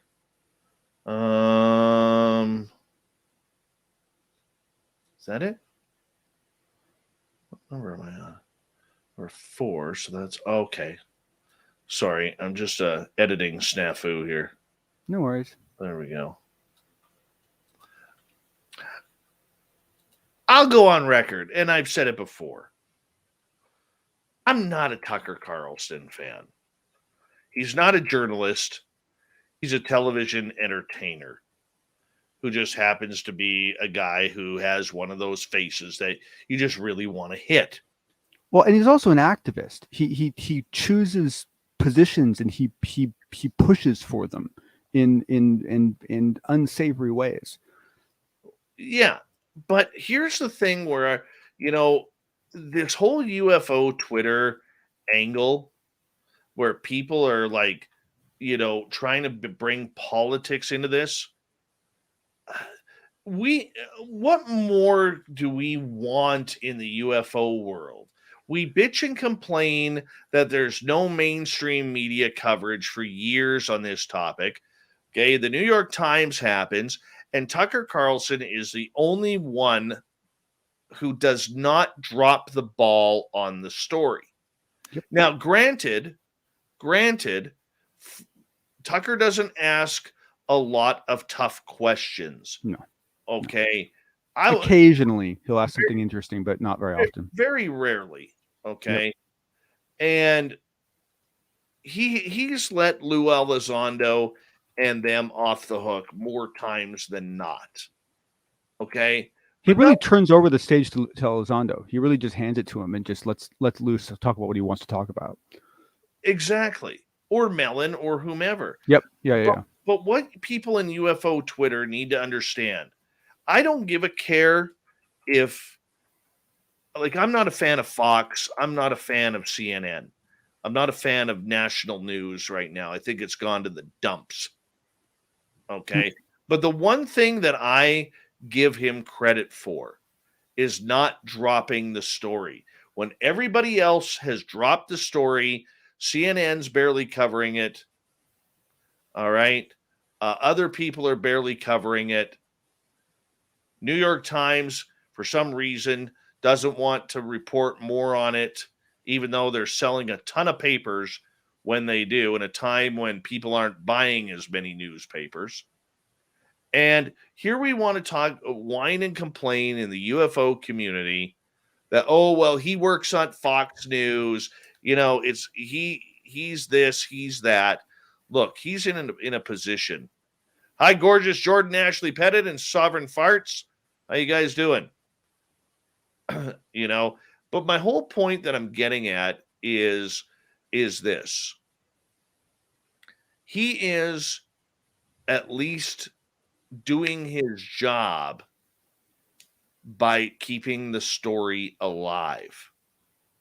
And he keeps a narrative. He pays attention to it. Each interview, he continues the thread. It's not like he's restarting it each time, because he does it frequently enough. He actually remembers, and there's a continuity to it, you know?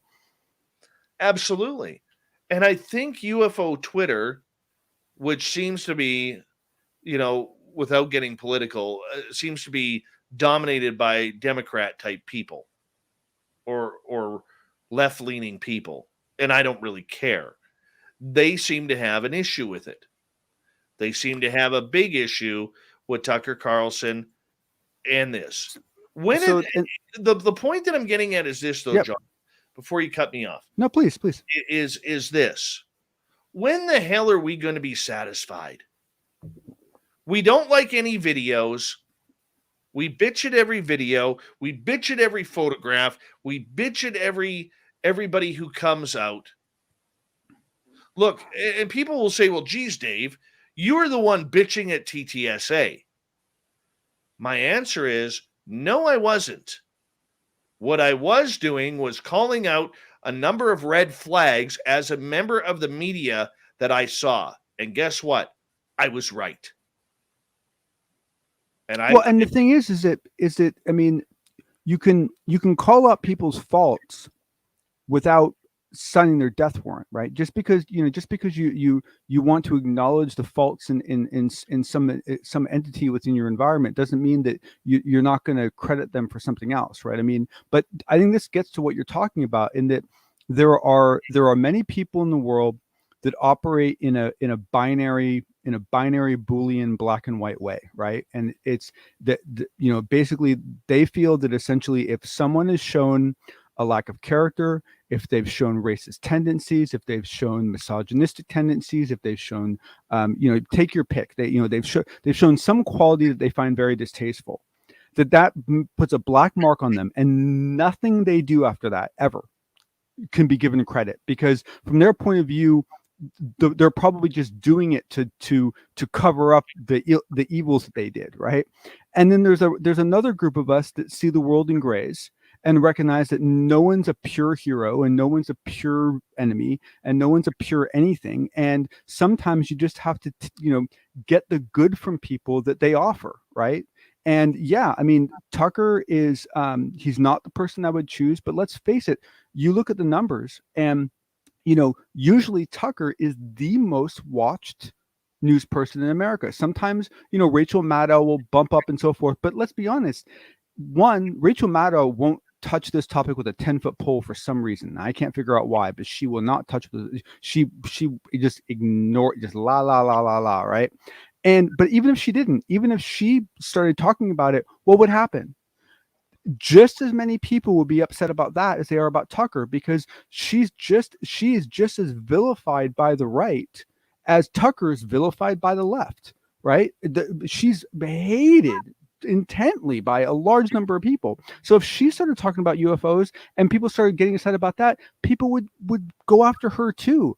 And so I think a lot of it comes down to this whole Boolean versus shades of gray thing, but a lot of it comes down to what you said a minute ago, which is that you know, all I can say is that anyone that really tries to sell product to this group, best of luck to you, because I don't know how the hell you'd identify anything that the majority of the people in this group wants. There is such a lack of commonality. There's such a lack of like, okay, in the IETF, right, this standards organization I work in, we have an old way of doing things that isn't used very often, where essentially when you're trying to vote for whether a protocol paper should move forward and be adopted by a group, we don't count votes, right? We count email support on the back end, but when you're in the meeting, we don't count votes. There's something called a hum. And no one believes it until they see it, but it's true. And basically, they ask the room, okay, hum for this answer, and half the audience will right, and they okay, hum for the other side, and the two co-chairs decide which group hummed louder, right? And the whole idea behind it is rough consensus, right? You're not going to get everyone. You just want to get enough of more from one side than the other to show a rough consensus. We can't even get rough consensus in this community. It's a mess. I mean, it's now I don't, for whatever reason, I don't see the negativity that a lot of people do.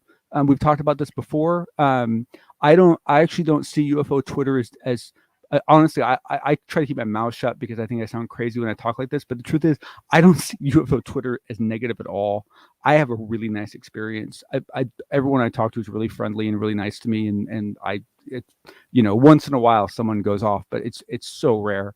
And so I don't see any of that. But even within the niceness that I see, I don't see any consistency. I see lots of little pockets.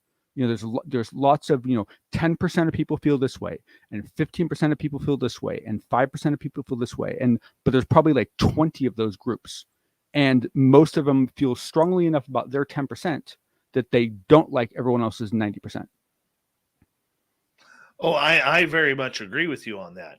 Very much agree with you. But at certain points, the UFO community has to give their head a shake. I mean, no, there's a very vocal crowd out there who doesn't like videos anymore. There's a very vocal crowd out there who doesn't want photos. The majority of people out there are bitching at the experiencers. They don't like the fact that Tucker Carlson's the only one really covering this story on a mainstream level. I mean, they have the field of ufology has got everything that they have wanted over the last 4 years. Almost except disclosure. Okay. Yep. Except disclosure. Oh no, and it's so I mean, it's even become like a meme into itself, and essentially someone post one video and it's like, oh, it's way too blurry. There's no way, this is obviously fake because you can't even tell what it is. And then someone else posts a video and they go, it's obviously fake because it's way too clear. There's way too much detail in that. There's no way that's real. And it's like, can you listen to yourselves? I mean, like what? So what do you want it medium, right? Like, here, I'll just adjust I'll just adjust it for you if it makes you feel better. It's amazing. It's just and the thing is that then you hear people say, well, videos aren't useful without some telemetry of some sort. And I have to admit that I agree with that to a sense, in that essentially for me, telemetry doesn't have to be raw data. It can be multiple angles. It could be multiple people filming it. Ideally, it's going to be data. But then the problem is that for the most part, the only people that have telemetry is the military, and they can't release they can't release their telemetry. I'll be right back. Yeah, no, they can't release their telemetry, and so like in a court situation, if you have data that is not that can't be exposed in the court case for whatever reason, you can have an expert witness come in and review the data and then issue an opinion on that data and say, I believe that, that this is this, and people, can decide whether they agree with that expert witness. And we got that. I mean, Kevin Day was like, blah, blah, blah, blah, this is how it is. And then everyone's like, he was probably, confused, and it's like, what? No one ever saw it in person. Oh yeah, no, we got these pilots who saw it in person. Oh, well, they were probably too far away. It's like nothing works. Absolutely nothing satisfies. Like I really want to find one type of data, one type of evidence, one type of something that actually meets the requirements of, say, 70% of the group. Like that's what I would kill for. I would totally kill for just one data point that the majority of I get rough consensus where the majority of the community goes, yeah, that's pretty good.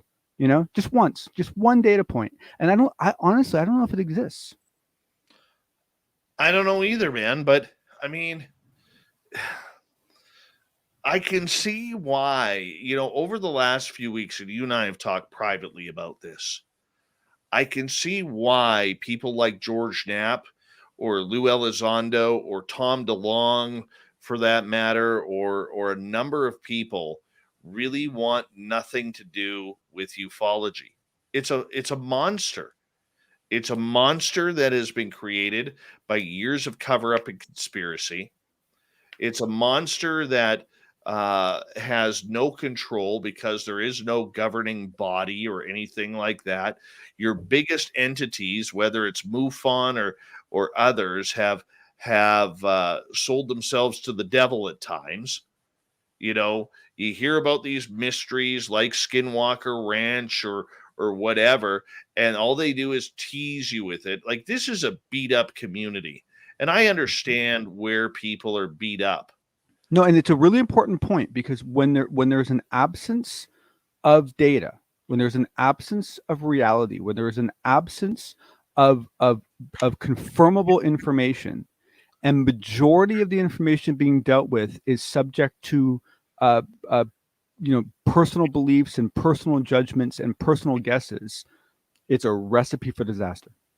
Well, it's a recipe for disaster. Look, you got people like Mick West out there who are trying to act like experts in debating actual fighter pilots, and fighter pilots telling them, no, Mick, that's not how it works. But Mick's already convinced because he's watched a couple of YouTube videos on how to fly an FA-18, right? That he knows what's going on. Yep. No, and the thing is that you bring up an important point too, because part of what's going on too is that we have you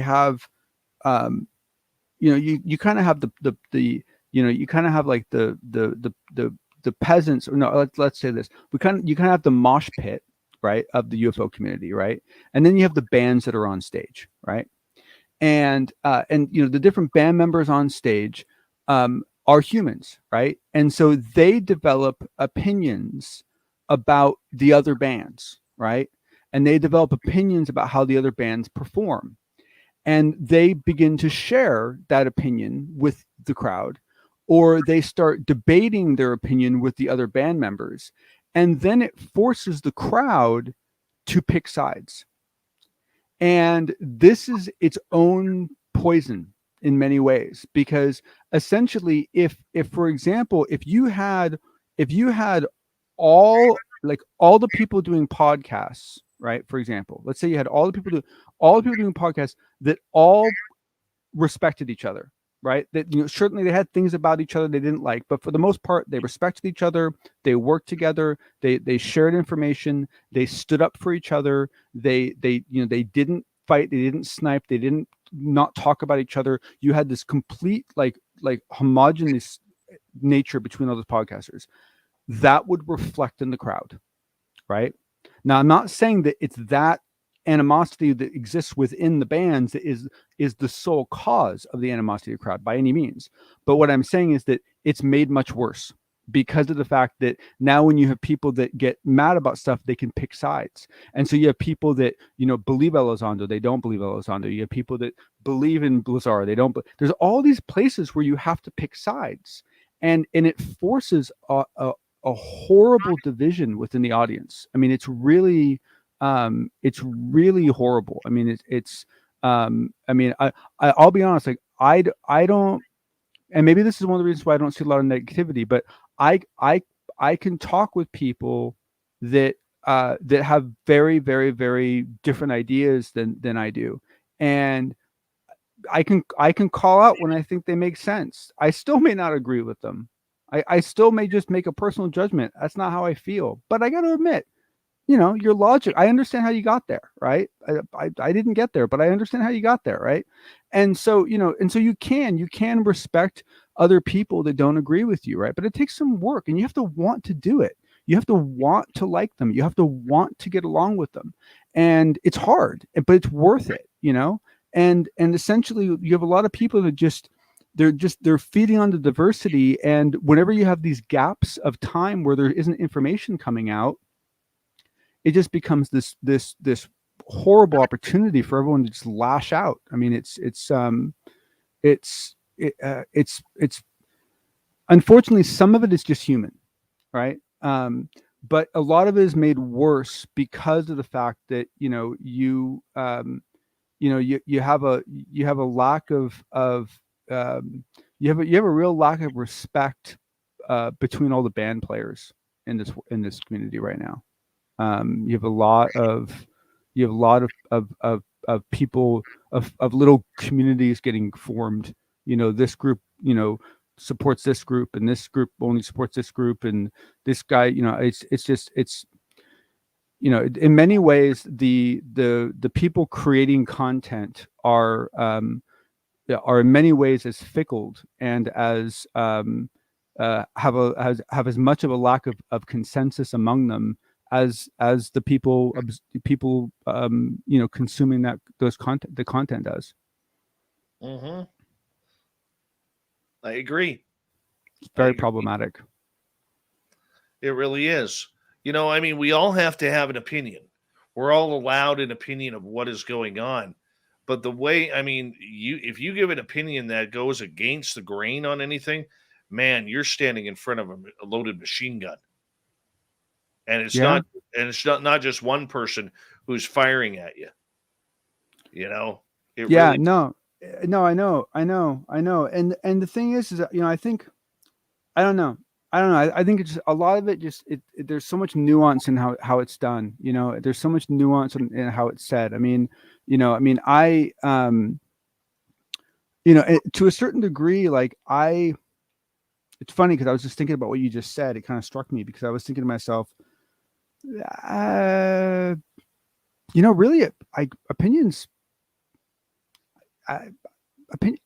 opinions really should be kind of left out of this whole thing, right?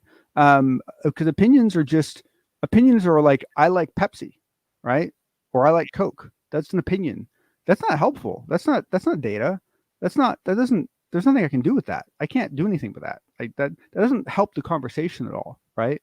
What I need is I need data. I need people sharing information, people sharing stories. I don't need people sharing their opinions.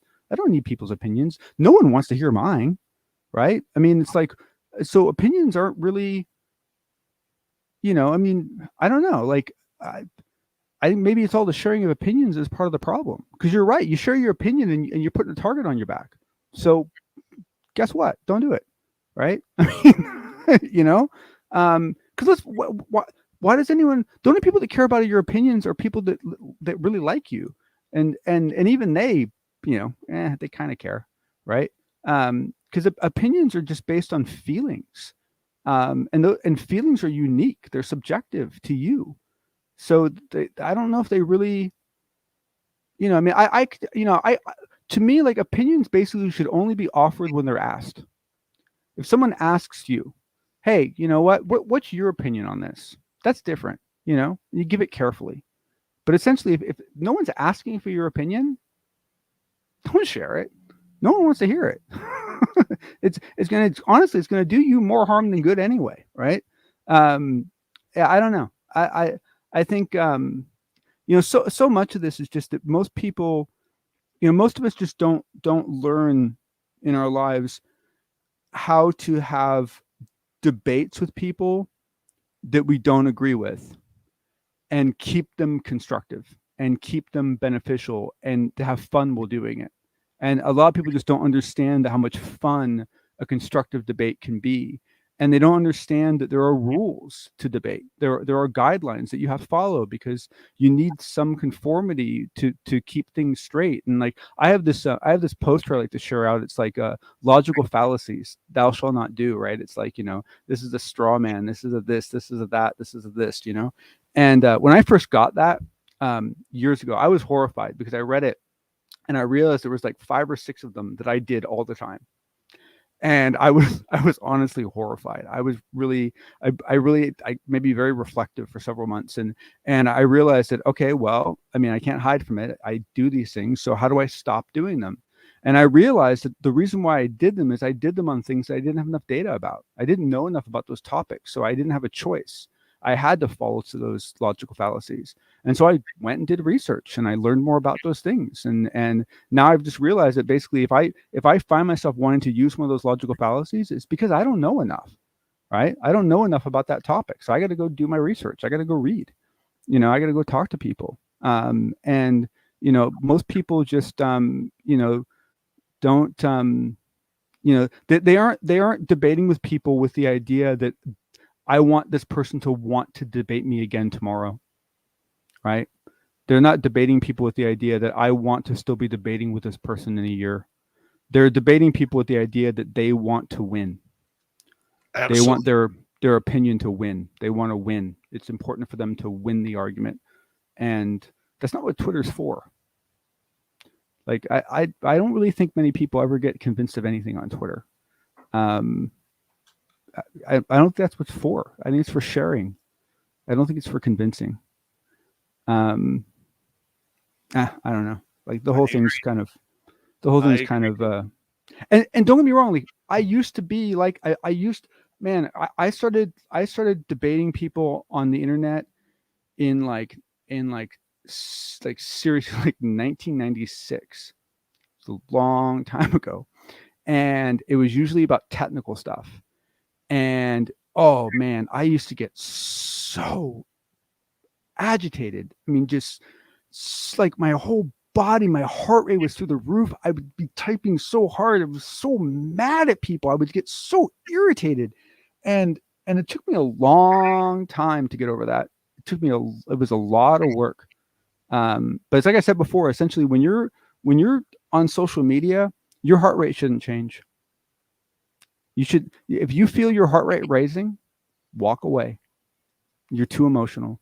It's not a good time to be debating people.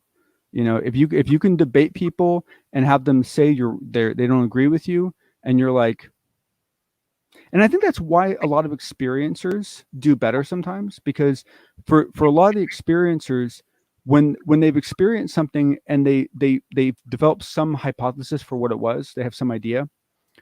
They don't care if anyone believes them or not. It's one thing I love about people that have seen like major stuff, because they're like, and I don't care if you believe me. I know what happened. And it's like, oh, I just want to hug them. That is so awesome. Like that is such the right attitude to have, right? Like, you saw it. That should be good enough for you, right?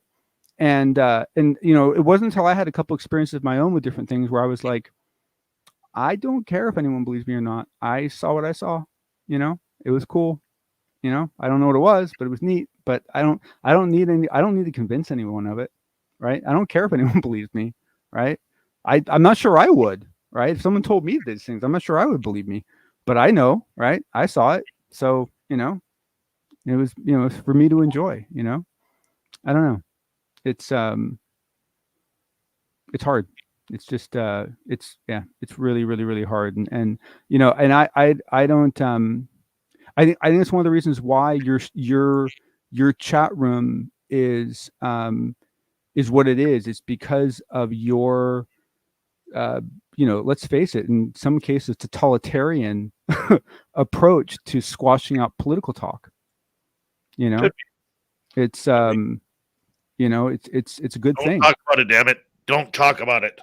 It's good. It's a really, really good thing. It's a really, really good thing. All right. Well, I don't know how long you want to talk. So before you get too tired, Chad desperately wanted us to talk more about the Einstein thing. So, let's give it like 5 minutes. Okay. So Chad, if you're still around, like post what you're curious about, because I agree with you, man. This is super exciting, but I got to be honest with you. The amount of data that's available is a little it's a little limited at the moment. Now, the one thing that I think I forgot to mention earlier was that the person that found this information is known to us. It was Anthony Bodega, but what's this guy's name? He's a researcher that's posted stuff before. I think he was the guy that was fighting with Black Vault about the papers that he got his hands on. I think he was the one that found it, and so that gives me hope, because I know he will really go out of his way to post whatever he gets his hands on. He's really good about posting this kind of stuff. But Chad, are you still around? Chad Smith is there. Oh, there we go. I just saw it, breaking news, and freaked out. Yep, totally. No, I mean it's funny because if you read, I'm just trying to get back to it. If you read what they wrote on Mystery Wire, they didn't actually provide a whole lot of information. It's a pretty short article, but it's weird. It's not even like pulling up as a top article at the moment. But yeah, I mean, it's just, the thing is that if the audio of the interview did not exist, I don't know if I'd really be getting excited about this, because, well, it's a good story and it's an interesting story, and I think that I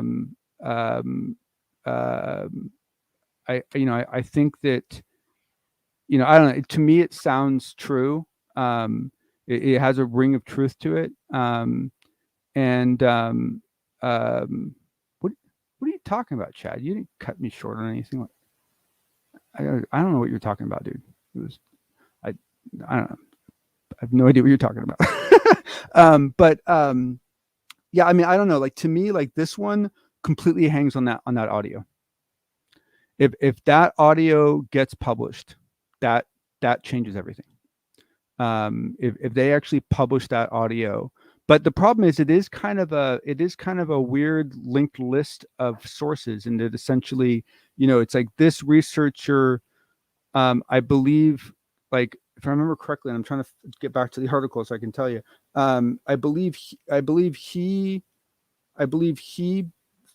found the story from 93 and reached out to the person that did the interview.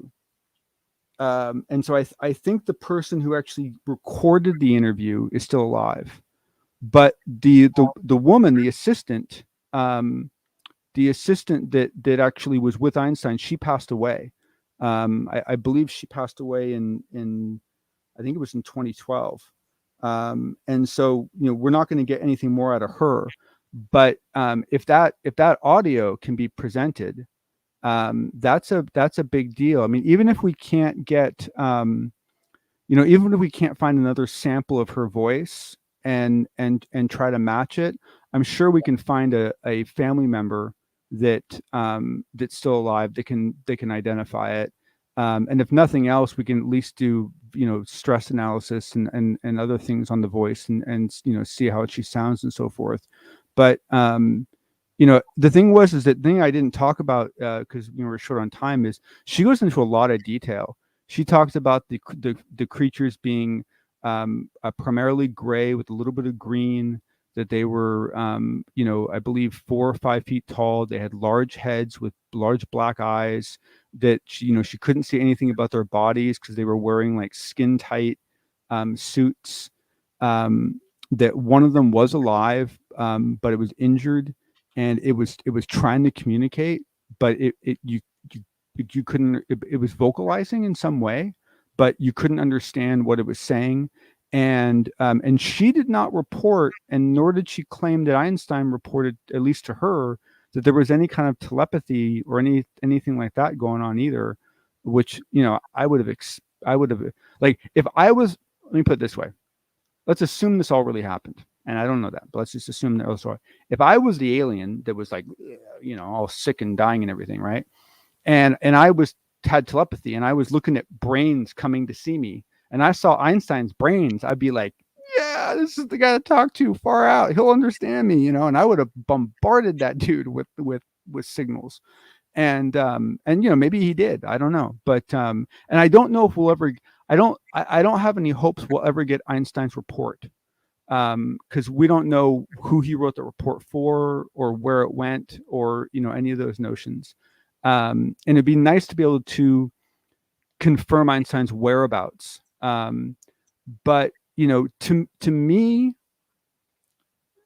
I almost come at this from a different angle, in that let's assume for a second, and independent of how I feel about these things, I just want to lay this down just for the sake of this conversation. We're going to assume that Roswell happened. We're going to assume that it was a crashed craft. We're going to assume that there were bodies recovered.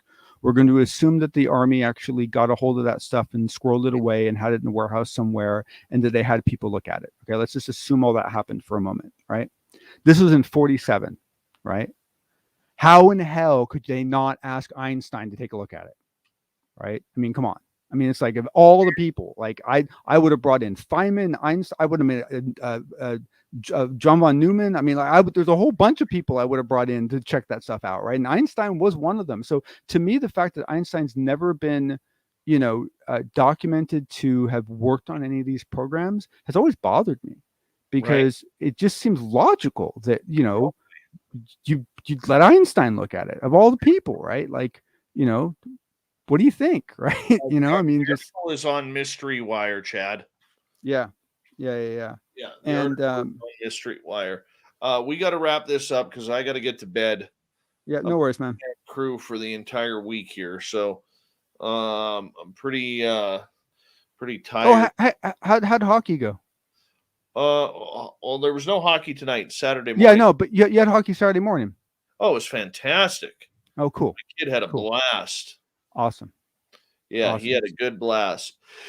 So, watching him come off the ice with a big smile on his face is pretty good, man.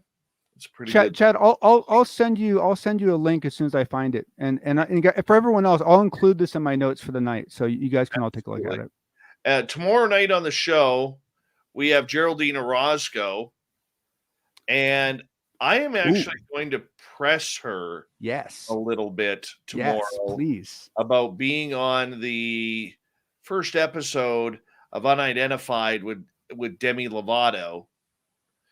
And I'm going to ask her a few hard questions about that.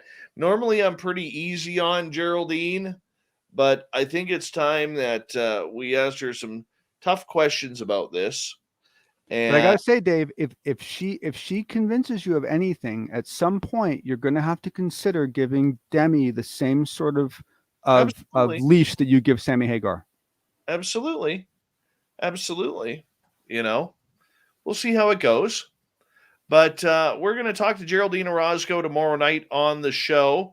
I want to say a big thank you to Cold Warrior, Simon, Cat Chaser, Spooky, Noble Patrick, Dirt Road, TMI, Happy, and Chad for the amazing super chats.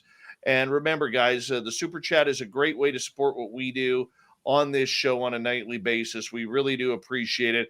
Also, if you're interested, go to our website, spacedoutradio.com. Check out our shopping list. We got more than just T-shirts. Each T-shirt has other stuff we're going to be putting in there. You get hoodies, coffee mugs, aprons, everything, man. You can get it all, and we're going to get some really cool swag going on there soon. We're going to come up with some new logos here the next few weeks that you guys And the configuration tool is outstanding.